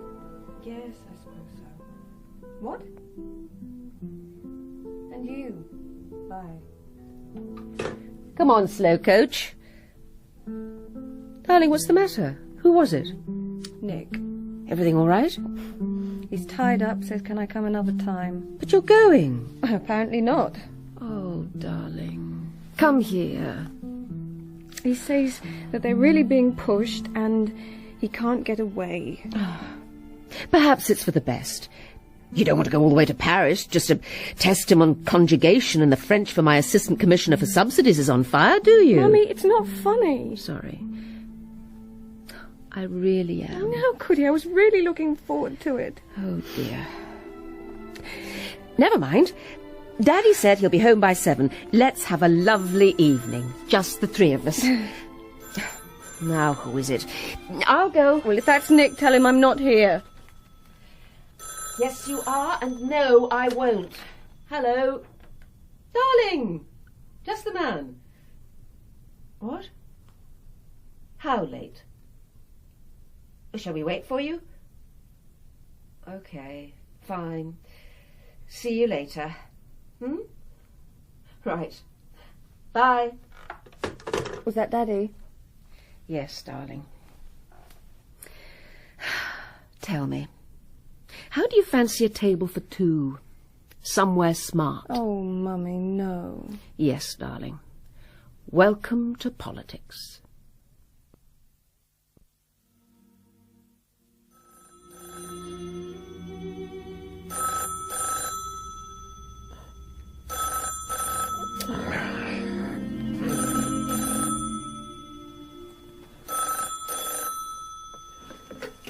Colvil. Henry? Alex. Oh, my dear, what a pleasure. Just thought you'd like to know. You were right. Flowers? A dozen roses. Red? What else? And a message? Don't know. No message? How extraordinary. Oh, there was an envelope. I didn't open it. I sent them back. Back where? Don't know. I told the delivery girl I didn't want them. You refused his gift. His mother's Greek. His mother's... Oh, Alex, how superb. How exceedingly superb.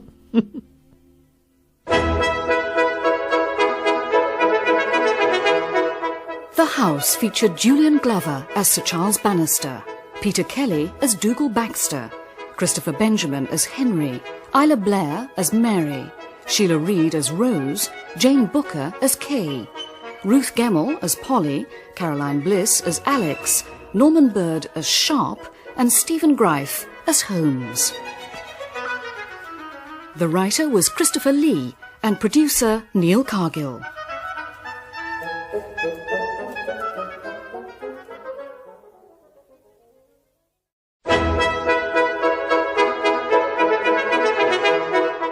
The House by Christopher Lee, featuring Julian Glover as Sir Charles Bannister and Peter Kelly as Dougal Baxter.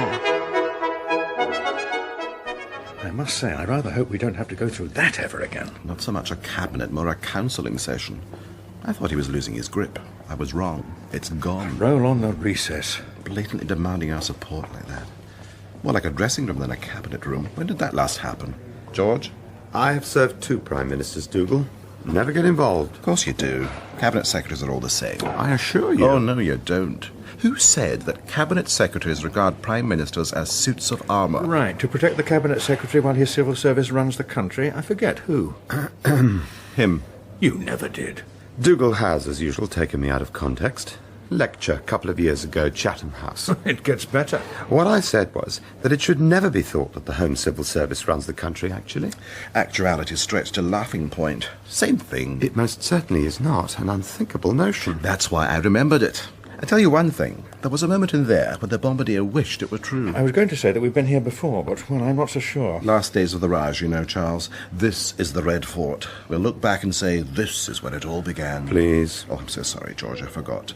Cabinet secretaries are supposed to be impartial. We are, I am. Up to a point, Lord Copper. Quite unnecessary. But quite good fun, George. Tell me, having no sense of humour is still a prerequisite for advancement in the civil service, Dougal, my job is not only to see the joke, but also to know when to laugh. I seem to remember that even at school you failed to make the distinction. But at least you remember me. I don't remember a thing about you. Come on, you two. Match abandoned. Bad light, stop play, more like it. Seriously, Charles, a word you, Dougal, would never understand. Try me.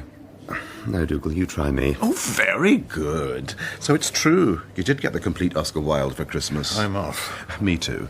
My turn in the stocks, you know. Shouldn't be a problem, should it? Inquiries never are. Steady, George. Just another joke. They'll simply want to know if your department's advice to the PM was reasonable in the circumstances. Of course it was. I didn't give any. I'm not sure that's quite true. I am. You're next Wednesday, aren't you? I believe so. They'll love you. One does not appear before a commission of inquiry in order to attract vows of affection. It's an inconvenience, and one which should be sorted out with a minimum of fuss. Fuss, Reid, embarrassment. The Cabinet Office has nothing to hide. Of course it has. That is likely to be displayed. So you're clean. Nothing to worry about, then. Unless I mentioned that my POS had kept me in the dark. Most unhelpful. Oh, I don't know. It would do me no end of good. Come now. Smile, George. You're on candid camera. I regard the giving of evidence far removed from light entertainment. It'd be unfortunate if anyone gave that inquiry any grounds for believing itself to be more important than it is. But it is important. It was the PM's idea. I think we understand each other. Perfectly. That's your problem. Here we go. Bye. Charles, please, I was wondering, a word? Sorry, old man. Very important appointment. Can't be missed. Play with Dougal instead.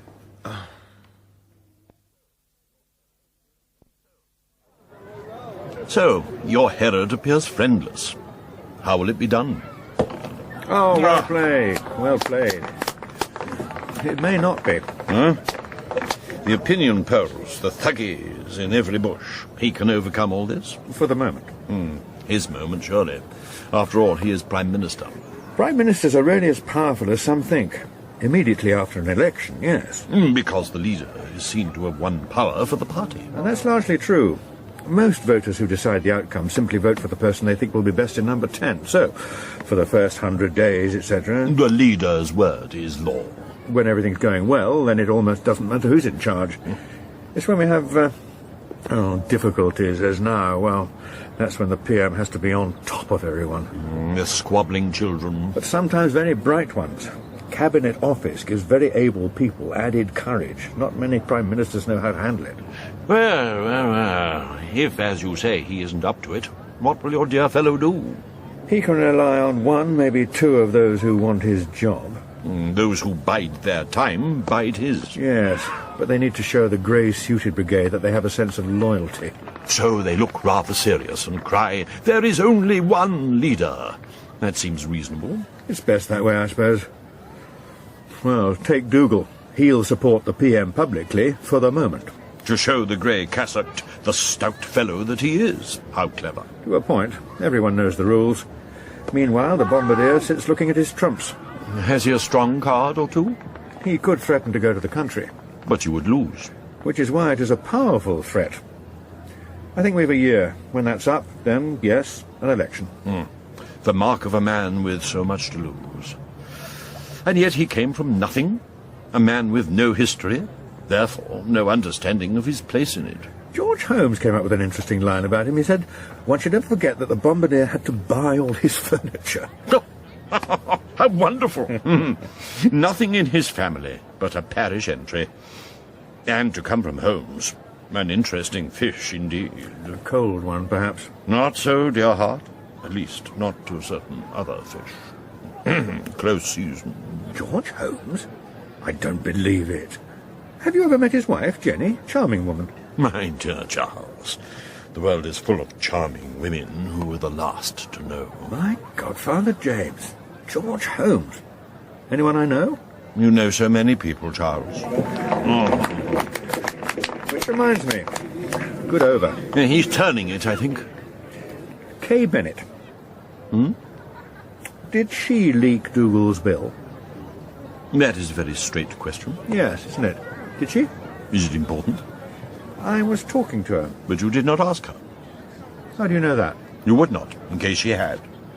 You wouldn't know what to say. As a matter of fact... Charles, you're of the political classes. Do not meddle in fact. I'm serious, Henry. I simply mentioned the fact that in any investigation she too would be under suspicion. Oh, dear. A little in the air, I think. And she said... Won't say that in the scorebook. True. And... Kay? Actually, she said so would Dougal. It wasn't until afterwards that I saw the joke. He's perfectly capable of leaking something like this to discredit his PUS.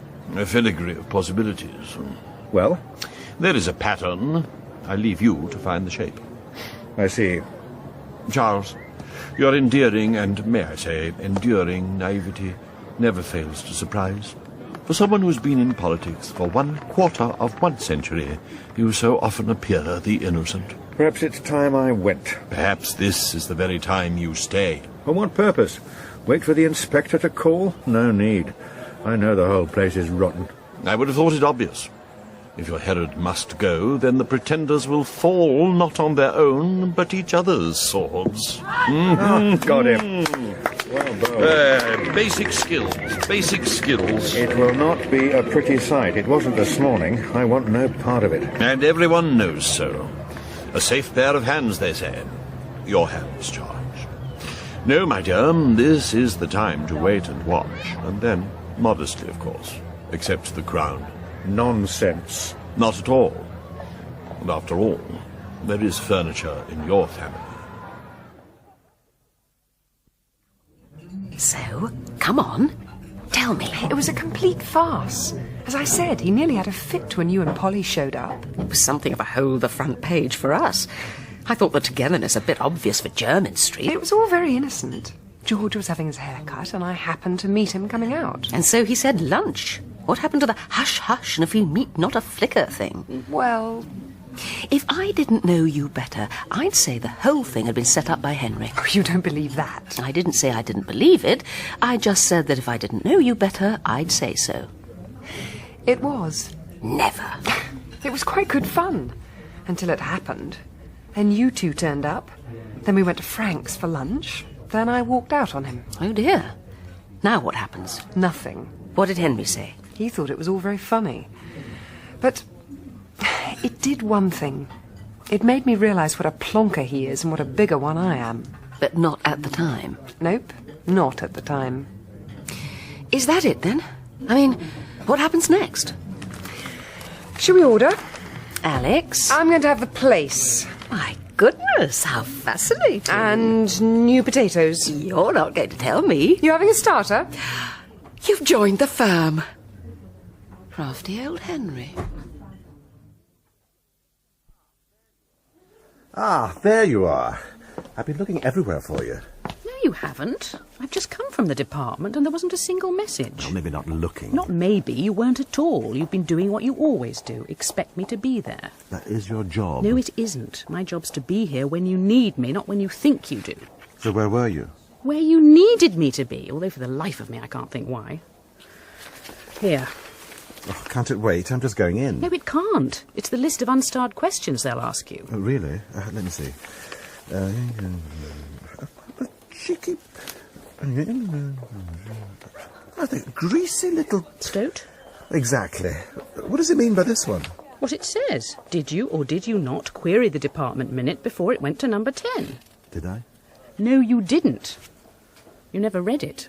You sure? Absolutely. It was the week after the shuffle. You read hardly anything. You were too busy telling everyone what a wise choice the Prime Minister had made. So what happened? Presumably you threw it away. Don't be pathetic. Of course I didn't. But don't worry. I remember writing further clarification needed on it. Excellent. Not quite. It went anyway. So what do I say? It's up to you. But I'm sure you'll think of something. Shall we go? By the way, how did you get these questions? By the way, it doesn't matter.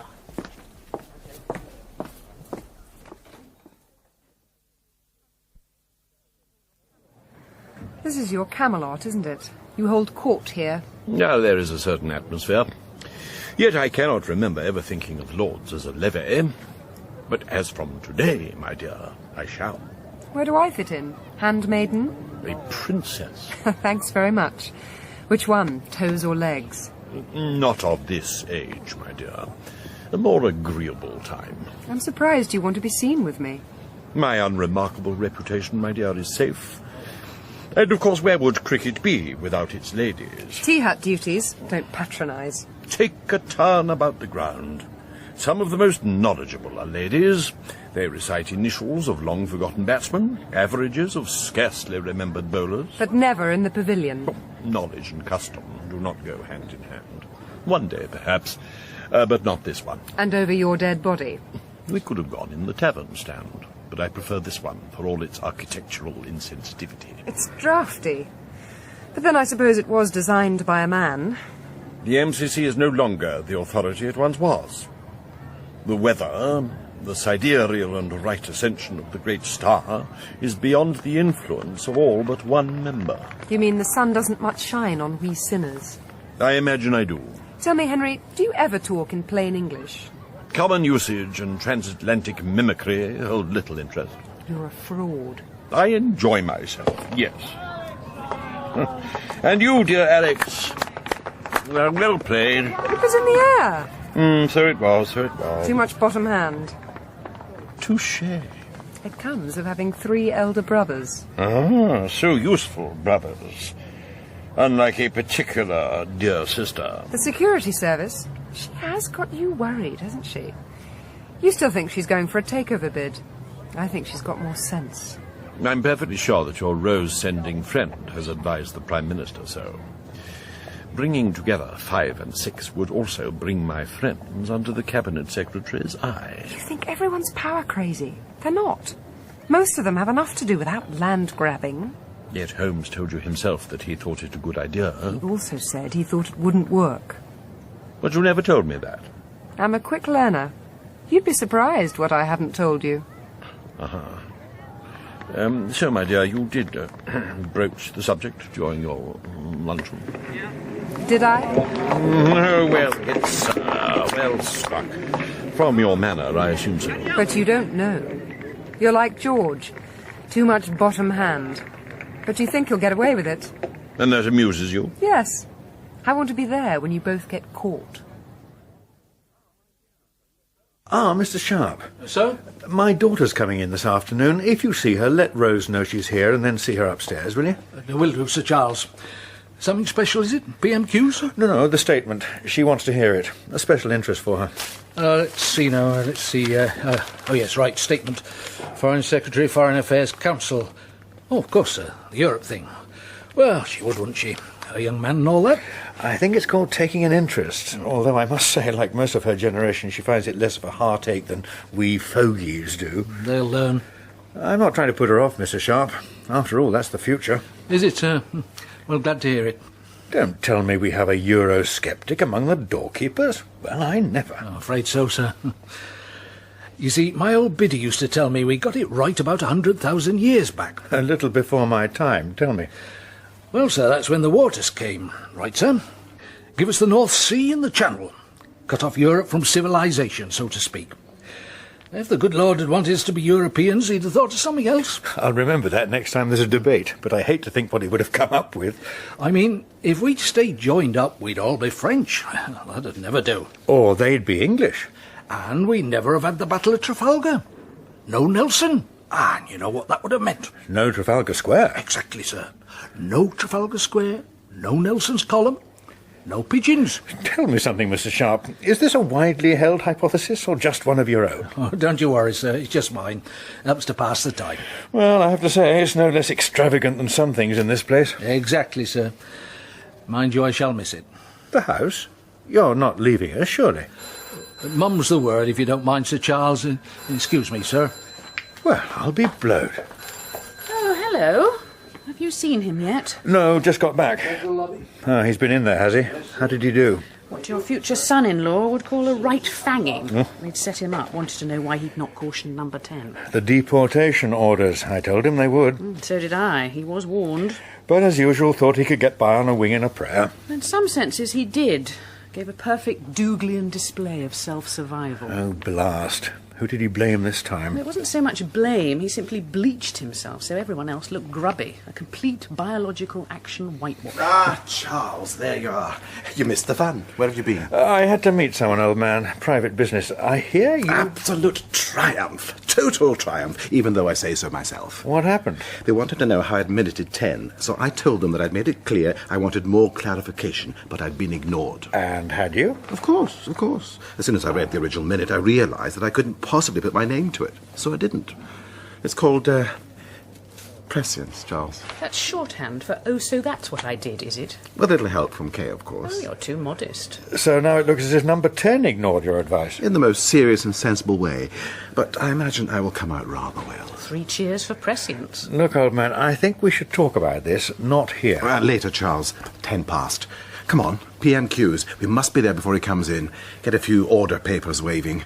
Poor man's not getting enough support on these occasions. And I wonder why. Oh, don't look so glum. On we go. Gethsemane awaits. Whose? His, of course. See you in there. I'll be right with you. Oh, look, Kay, about the other night. The other what? Oh, that. Forget it, I have. I didn't mean it like that. Well, I did. Old time's sake never comes up with much, does it? It was something you said, or rather didn't. Thank you. Oh, I'm sorry. Thank you. Oh, please, this is important for you.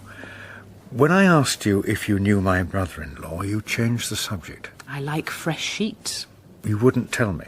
I didn't tell you anything. Which was answer enough. I just want to warn you, Kay. If you do know him, careful. It's a dangerous game. It was good of you to come. You make it sound like a bereavement. The corridor from number 10 into here echoes. Some nice carpet would fix that. I'm sure the Cabinet Office budget could run to it. With rumours, with whispers. No gnashing and wailing. Oh, I am disappointed. Oh, with that too. Wailing or disappointment? There tends to be a progression. George, do I detect embarrassment? Oh, one doubts that you're sufficiently sensitive to detect elephants trumpeting at 5 paces. My, I was only joking about Oscar Wilde. You really did get the bumper book of witty sayings for Christmas. Dougal, one would wish to speak as a friend. Impossible. You're a Cabinet Secretary, I'm the Home Secretary. Unless, of course, you have personal problems. I beg your pardon? I should warn you, as Home Secretary, the Security Service has already told me about your indiscretion. What? What does that mean? Joke. Laugh on your own time. This is most difficult. Why don't you pour us both a department whiskey? Then it might not be. Oh, I'm sorry, of course. You said whiskey. Oh, that would be nice. Soda? Water? It's a single malt. Neither. Cheers. Cheers.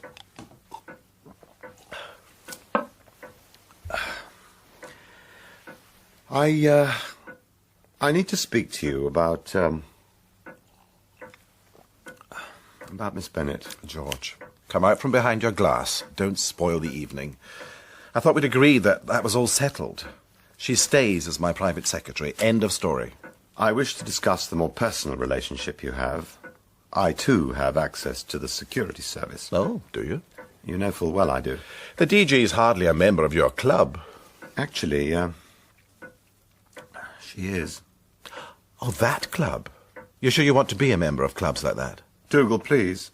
I find this difficult. No, you don't. You're thoroughly enjoying yourself, but go on. One understands that you have a particularly close relationship, one which goes beyond professional duties. Does what? That she uses the official vehicle for private reasons. Not so. And that you pay the rent on her flat in Dolphin Square. Part of her secretarial allowance. That you have a key to the flat, and that you frequently stay the night. Is that it?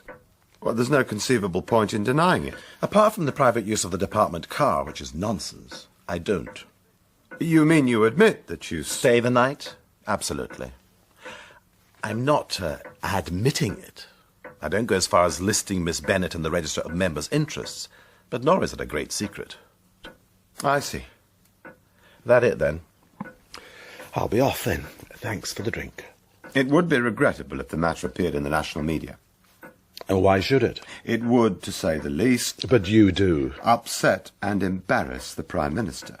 In the present climate, he would ask for your resignation, and of course your ambitions would be, well, curtailed. Tell me, George, who is going to tell the press? You? Well, these matters have a way of finding themselves headlines, especially in the present circumstances. Another of your leaks. And while we're on the subject, how far have you got with your investigation? Do you know which one of your Nancys leaked my draft bill to Wigton? I'm telling you, Dougal, that if you would prefer that we forget the matter of your draft bill, then I can assure you that I shall forget the matter of Miss Bennet. As simple as that? Not entirely. I'll continue my investigation. Once the source is discovered, you have my assurance that I shall arrange for its removal. And in return? You will arrange at a convenient time to remove the source of my irritation. Get rid of Kay. And if I didn't agree, Well, then I imagine that the Prime Minister would expect you to reconsider your position. That's pretty. You look really nice. Why, thank you, miss. Oxfam. Seriously? Don't look so appalled.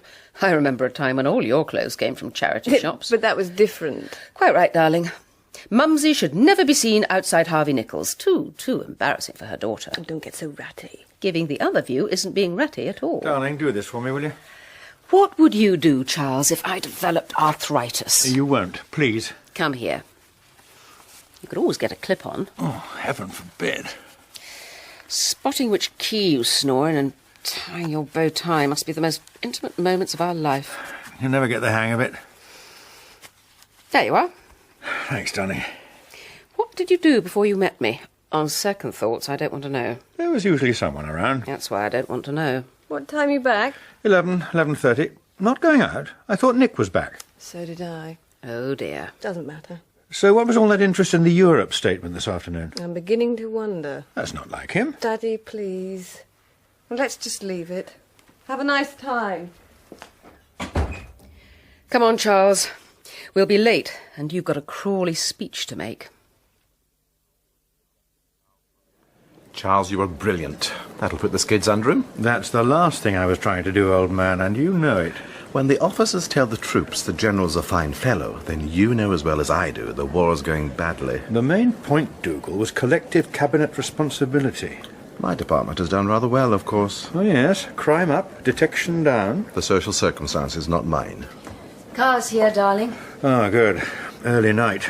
And the BBC wants you. Blast. Careful, Charles. I smell ambition. And if I do, so will the managing director. Very amusing. Tonight? No, first thing. Today programme. Oh, I can hear it now. Why was it necessary to make such a speech, Sir Charles? Then, will you be a candidate if the Prime Minister stands down, Sir Charles? I'll just make my apologies. See you in the foyer, Mary. Lift, or are you all right? No, I'm fine. I have a little business to attend to anyway. Right, see you tomorrow. 2 minutes, darling. Is all well? Of course. Good. Why'd you ask? You're touchy. Just as bad as your goddaughter. So I hear. Nick giving her a hard time. Well, I wonder. Have a word, will you? Me? I'd have thought Charles could give her the facts of political life. He's her father. Oh, well, we'll see. There is something, isn't there?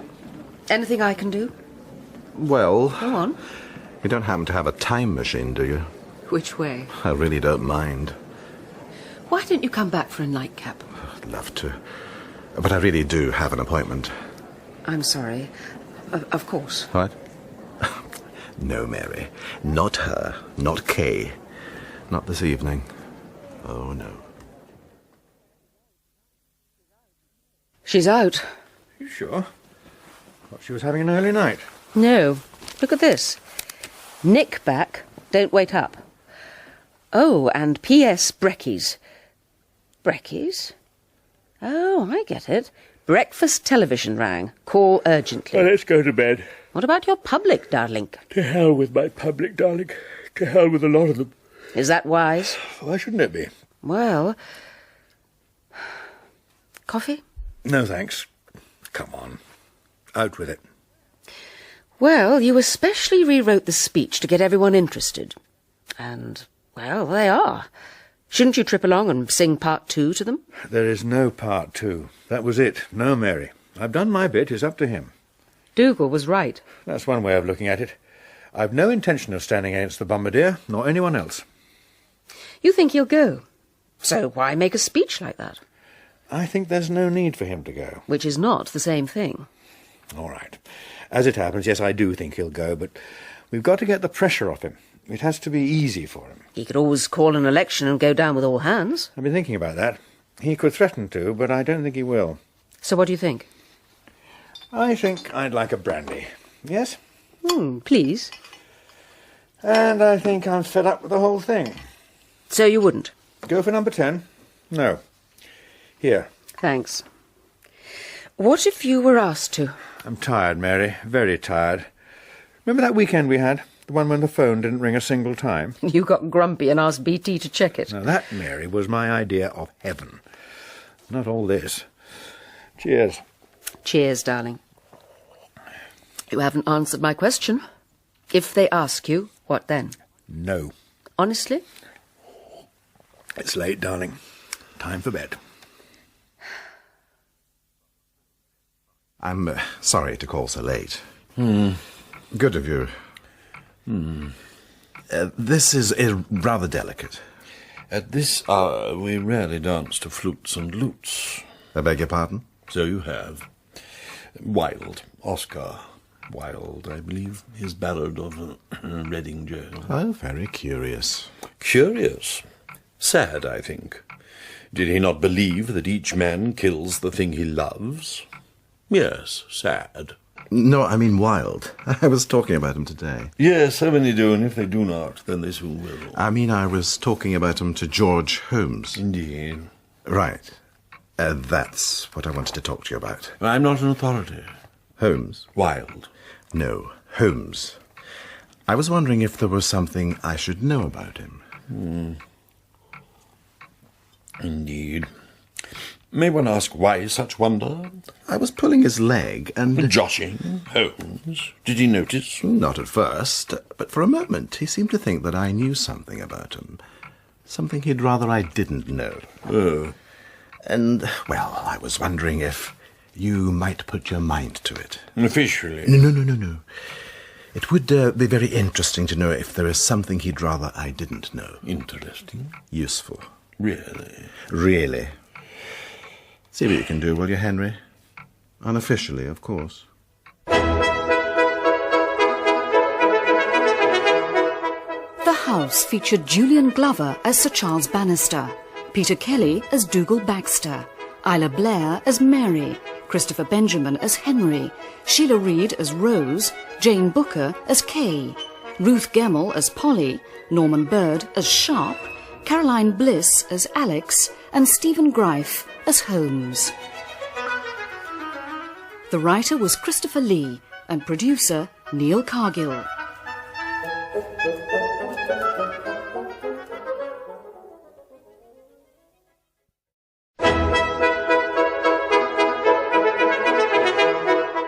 The House by Christopher Lee, featuring Julian Glover as Sir Charles Bannister and Peter Kelly as Dougal Baxter.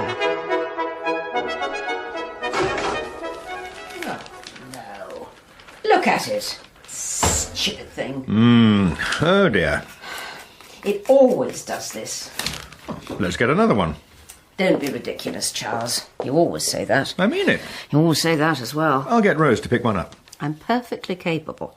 Peter Jones is quite safe. Hardly the New York subway, you know. Suit yourself. No, darling, that's your department. How did Hampshire do? They won. Terry got another 50. Charles? What is it? What's what? The matter? Nothing. Yes, there is. No. It's 9:30, darling.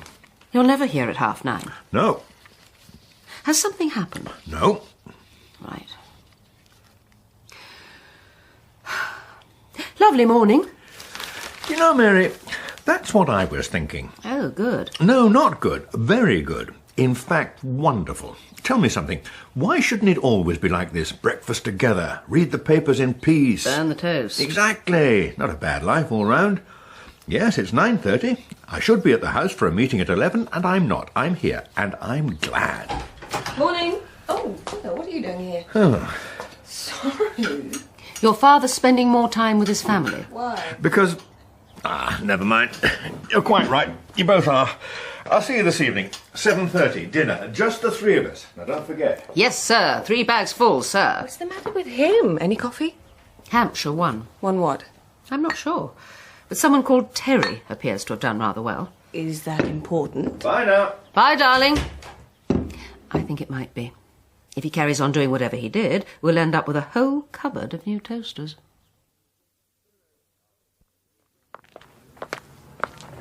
You know, Charles, we wait so long for summer days. Then, lo and behold, one day in July, it is leaving us. I don't think the Almanac or the Tourist Board would let you get away with that, old man. But it is true. The sun has done whatever it does. The almanac's gone into a fresh column of figures. The days are shorter, and the Lord's test seems ages away. We are grumpy, aren't we? What's upset you? I'm not upset. I simply mourn lost opportunities. Summer does that to me. Isn't that supposed to be autumn? At least I thought it was. I detest autumn. My goodness, Henry, you sound as humorless as George Holmes. You know what he said the other night? He said he can't wait for the recess. The whole leadership thing's getting on his nerves. That is because the Major goes no further than College Green for its news. Even Basildon is a seat too far. Probably. But if the Cabinet Secretary's getting twitchy, then perhaps the recess is just in time. Holmes is, twitchy? Mary's description. He and Jenny came back for a drink the other night. My God, Father James, I've never seen him so on edge. Interesting. I, too, had a visitor. The Baxter of McBaxter. In Albany? That sounds like Dougal. It was quite late. I was in my dressing gown. That late? Very odd. His visit was not without certain interest. He wanted to know if I knew anything untoward about your visitor. Oh, what did you tell him? Nothing at all. Should I have done? Oh, not at all, but did he say why he wanted to know? Oscar Wilde. What? He claimed that he and Holmes had been discussing Oscar Wilde. I thought it unlikely. Baxter is illiterate and Holmes ill-humoured. But there we are. During this conversation, something tripped Baxter's mind that Holmes had been taking tea with a lady. Why a woman? You know, I never thought of that. Charles, I wonder if you would excuse me. What? Oh, I see. Did you expect her to be here? One rarely expects, dear heart. But yes, on this occasion, perhaps. She's joined the firm, then? We have an arrangement. Is that a good idea? I'm told she has a dozen. So why not? I'm not with you. Then you must ask friend Baxter. Among his bric-a-brac, you will find Wilde. Alex, my dear, what a pleasure. Hi. I see the power machine is running down. Charles is obviously in no hurry with the world. The recess beckons. The whole ship's company relaxes. Not entirely. I had a call from George. Oh. What did he say? Nothing. Never does. Wanted to meet. And you said? Told him to give his wife a dirty weekend in Frinton. Most distressing. I hope so. I think he understood. Did he sound self-contained, rational? He always sounds self-contained. He's not, of course. Dougal Baxter has asked me if I know anything of your former... lover. Friend's private life. I told him nothing, of course, because I thought you should be aware. He knows? No, nor shall he, but it's best to be prepared. Dib. Sorry about this morning. It was all a bit of a rush. How is she? Oh, she's like a lot of them in that place. Fine while I'm there, then makes me feel bad when it's time to go. The important thing is that they're looking after her. Should do. The rate's the charge. Rose, if there's anything I can do to help... Oh, bless you. No, it's not the money. It's... Oh, well, you know. I sometimes feel I ought to be closer. Mary tells me you've been thinking about moving down there. Oh, that. Oh, well. Oh, you know me. I've been talking about that for donkey's years. She seemed to think you were serious this time. Don't worry, that was at the party. Probably the gin. Yes, that's what I told her. Oh, thanks. Ah, Charles, there you are. Yes, Dougal, here I am, but not for much longer. You've heard something. Tell me. Heard nothing at all, old man. 4 days in the recess. Oh, come on, Charles. You know something about this shuffle. You can't fool me. Wouldn't bet the family silver on it. Tea? Please. Mr. Baxter?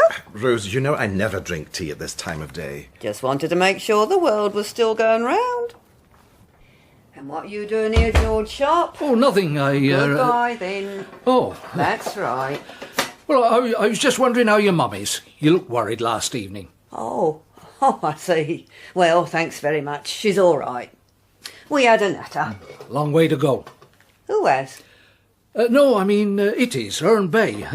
Long way just for the evening, like. Oh, yeah, well, that's nice of you to ask. She's okay. A nice lady. When she wants to be. Oh, we're all that. Well, Anything else, was it? No, I just thought I'd pop in. Then you'll know just how to pop out again, won't you? Right you are. I was down there myself at the weekend, Herne Bay. Whatever for? That's not your part of the world. Oh, nice place, though. Has its moments. They got these. Thought you might like a shofty. What's this for? Details? I can see that. What for?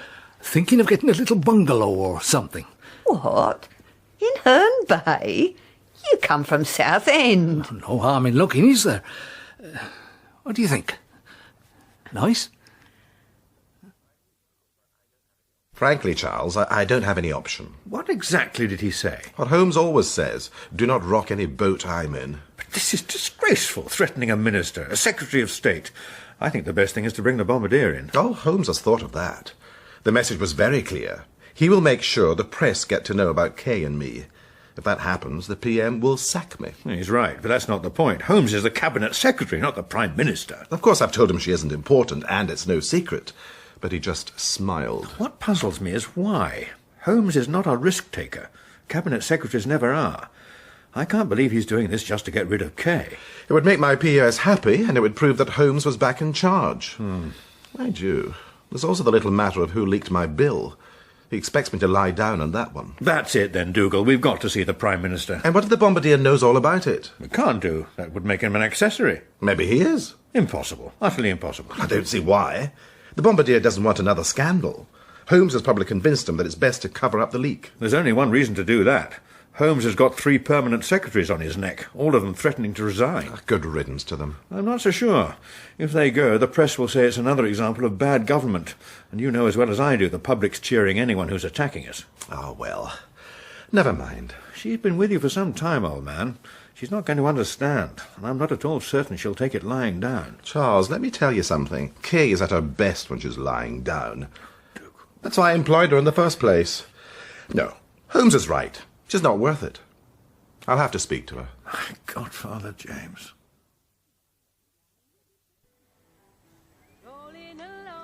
Don't be so glum, darling. He'll be back in 2 weeks, and then you'll have the whole summer together. This is the summer. It's supposed to be. You could have gone with him. Oh, yes, couldn't I just? You can come if you like, darling. If you like. Not much for you to do, but you can come. They say it's very hot in Prague at this time of year. That's another thing Nick said. It's not too hot for the bimbo, is it? You don't know she's a bimbo. You've never met her. Ever wondered why? Why don't you talk to him? On the phone? You're joking. I was thinking when he comes home. Well, look what happened yesterday. Home for 6 hours in the first plane this morning. I mean, it's not that he's important or anything. He's only a silly MEP. Look, darling, why don't you talk to Daddy? Another joke? I wasn't trying to be funny. Well, I mean, it's not the sort of thing I talk to Daddy about. Anyway, he's never here. Perhaps that's your answer. You're right. Absolutely right. Perhaps it is. Oh, dear.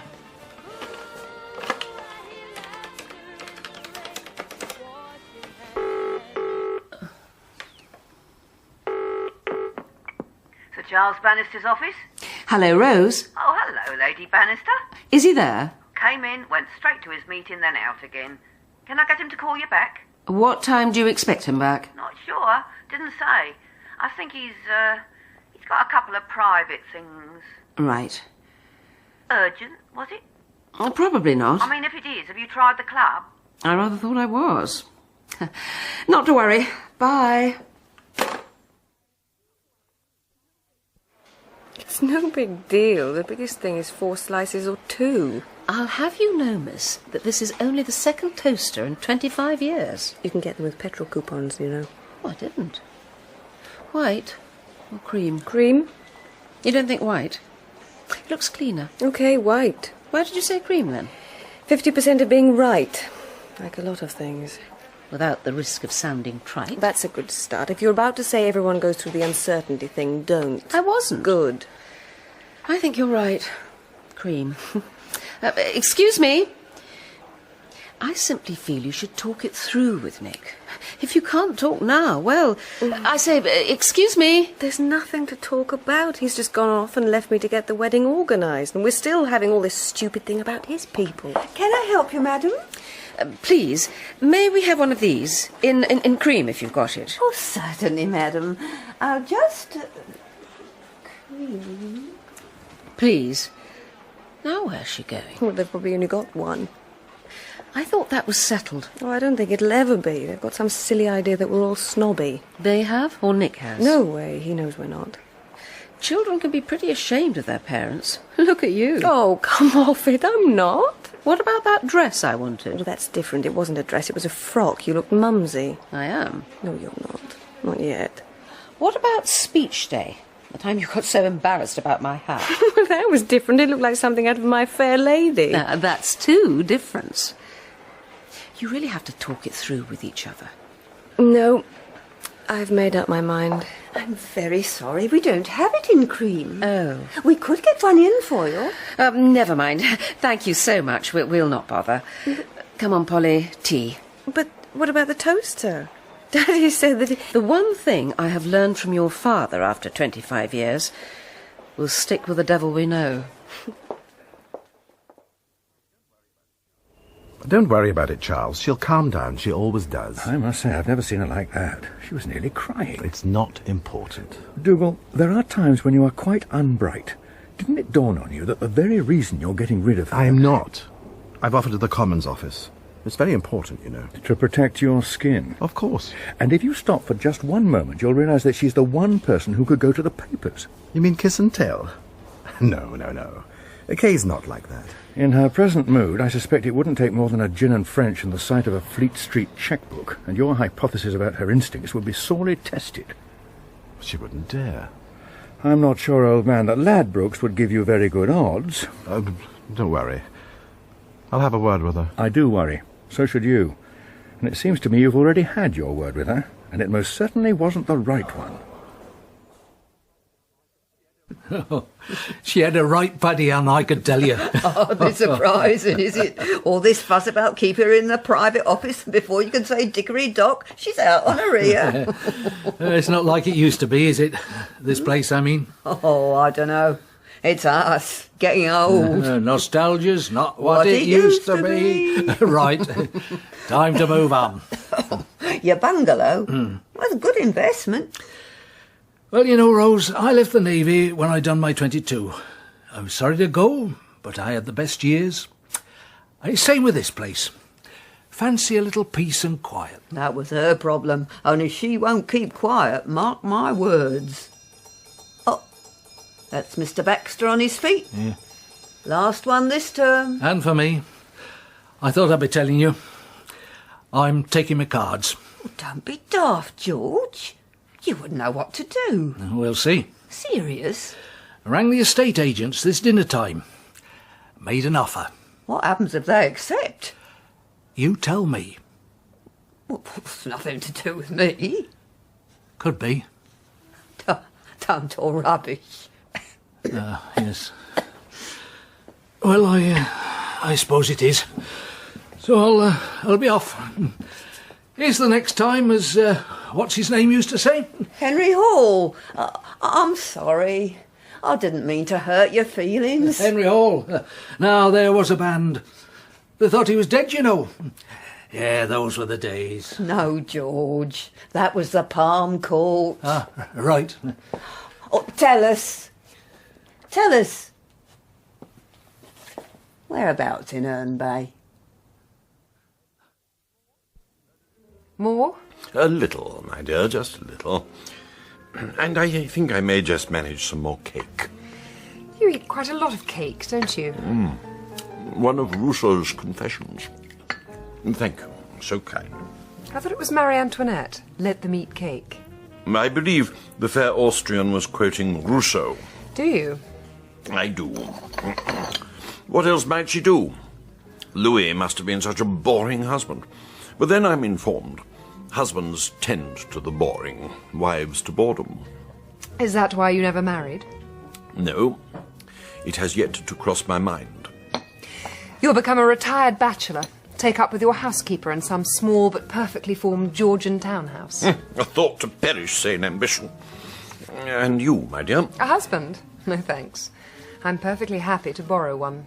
I should not have asked. I did.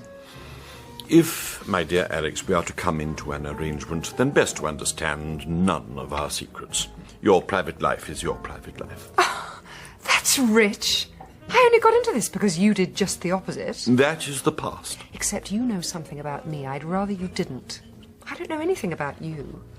We may finish our tea, say our farewells, and perhaps meet at dinner parties and smile as we pass the gravies.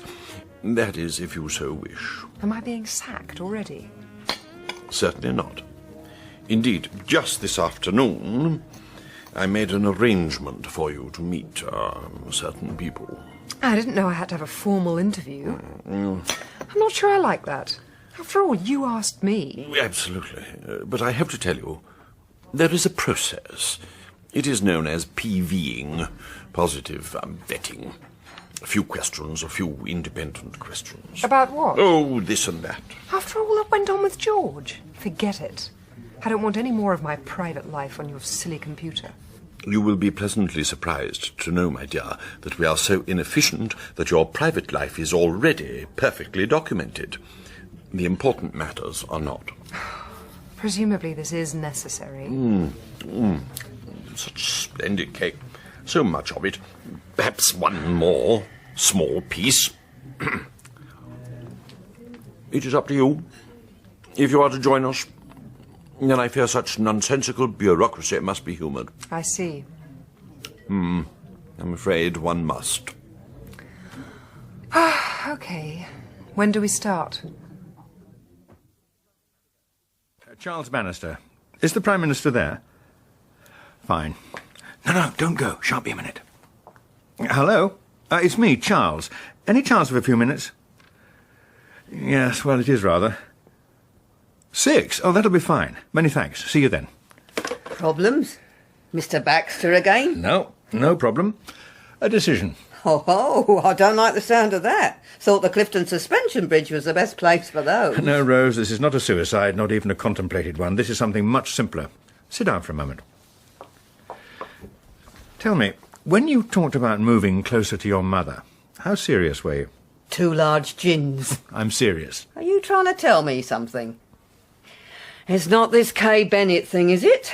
What? What thing? Well, I'm not exactly scrambled. After all, she was trying to move in here. Not as far as I know, and I most certainly would. I'm only blind when I take me specs off. A year ago, after the Brighton conference. Oh, that. I seem to remember there was talk of her looking for a new position. Thought she'd invented most of them. But nothing came of it. And most certainly there was no question of her coming to work for us. OK, that was then. But now's now.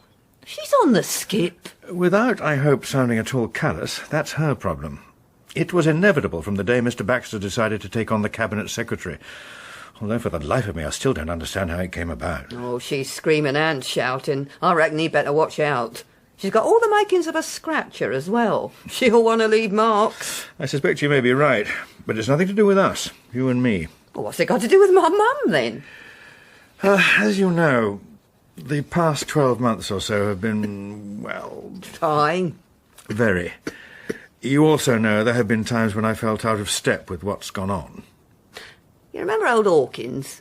Badge messenger? Oh, of course. Fine man. He reckoned you was the old school. Only you knew what that meant. So do I. So, yes, I understand. And you've had enough. Yes, I suppose I have. I wanted to talk to you about it. That call to the PM. I'm going to tell him that I shan't be standing at the next election. Sad. Very. Can't say I'm surprised. Lady Bannister. What's she say? Oh, I bet she's pleased. Actually, I haven't told her yet, but I think she knows it's coming. We managed to get a weekend to ourselves recently. We talked about it. I think she'll understand. Of course she will. Yes, well, I hope so. Anyway, I wanted you to be the first to know. I wouldn't like you to hear it on the grapevine. Mind if I say something? Of course. Well, it's been a lot of fun. when it wasn't for the houses in between. Hackney Marshes. Where did you hear that one? You're not the only one Mr. Sharp talks to, you know. 1:45. Right, I better be going over. I'll call the car. No, I'll walk. I need the fresh air. I think we could all do with some of that.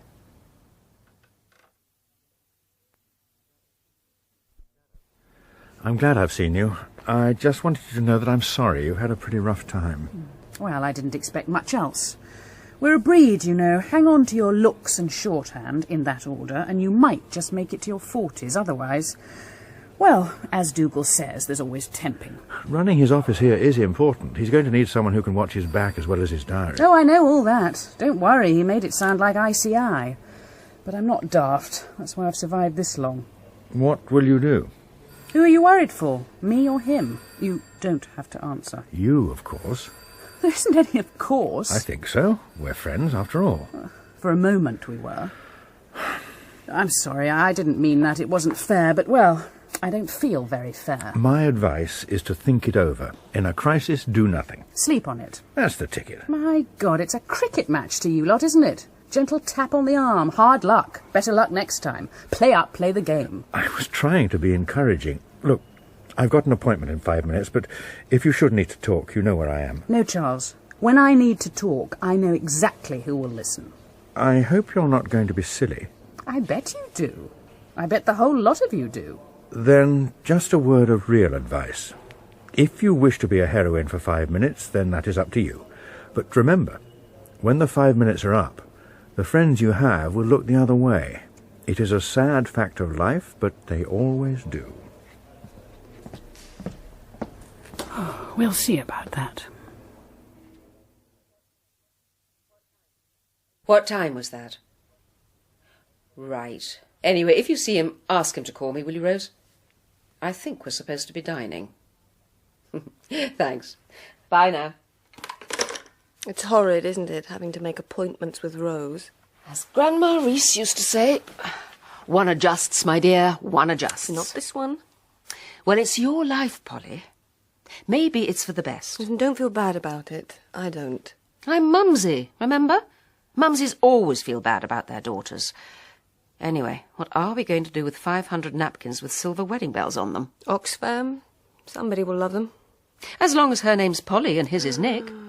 On the napkins. Oh, no, how tacky. Well, you can cut all the corners off and we'll use them as tissues. What do we do about the invitations? Bookmarks. Oh, dear, I'm sorry, Mummy. Oh, don't be silly. I was joking. What about Daddy? What do you think he'll say? He'll give you a big hug.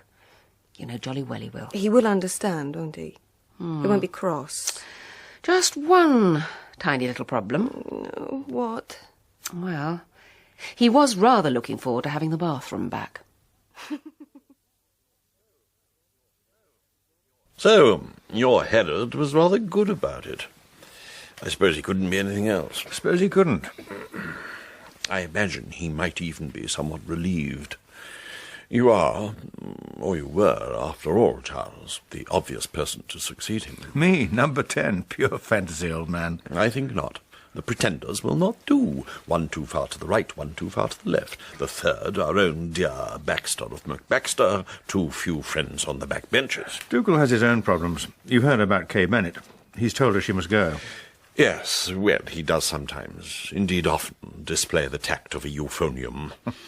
Yet he survives, and he is amazingly lucky.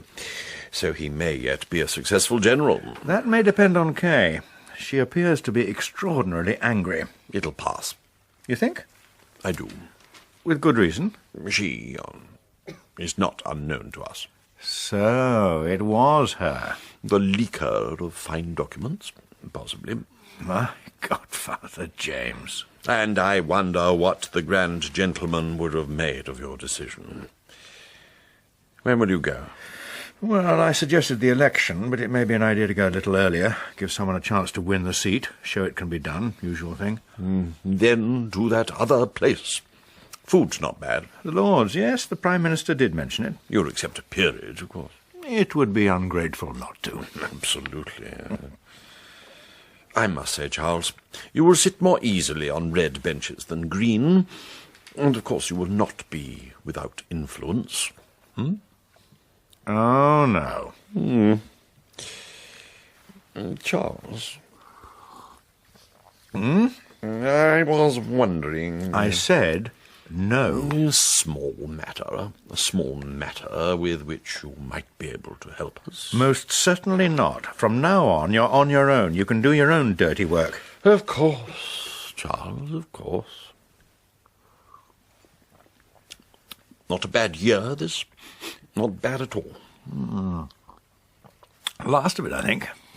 A very good year. Yes, dear heart. An excellent year. By the by. Which by, old man? Cullingbourne. Paddy Cullingbourne. I was at Eton with him. What about him? Oh, nothing really. Something we heard. Married that Dobson woman, didn't he? So he did. Then he got involved in some funny banking or something like that. No, I know what it was. My godfather, James. Henry, I said no. Of course you did, Charles. Of course you did.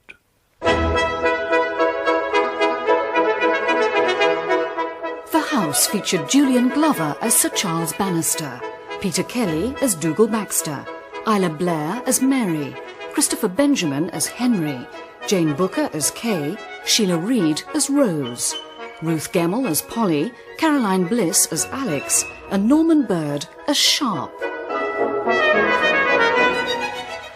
The writer was Christopher Lee and producer Neil Cargill.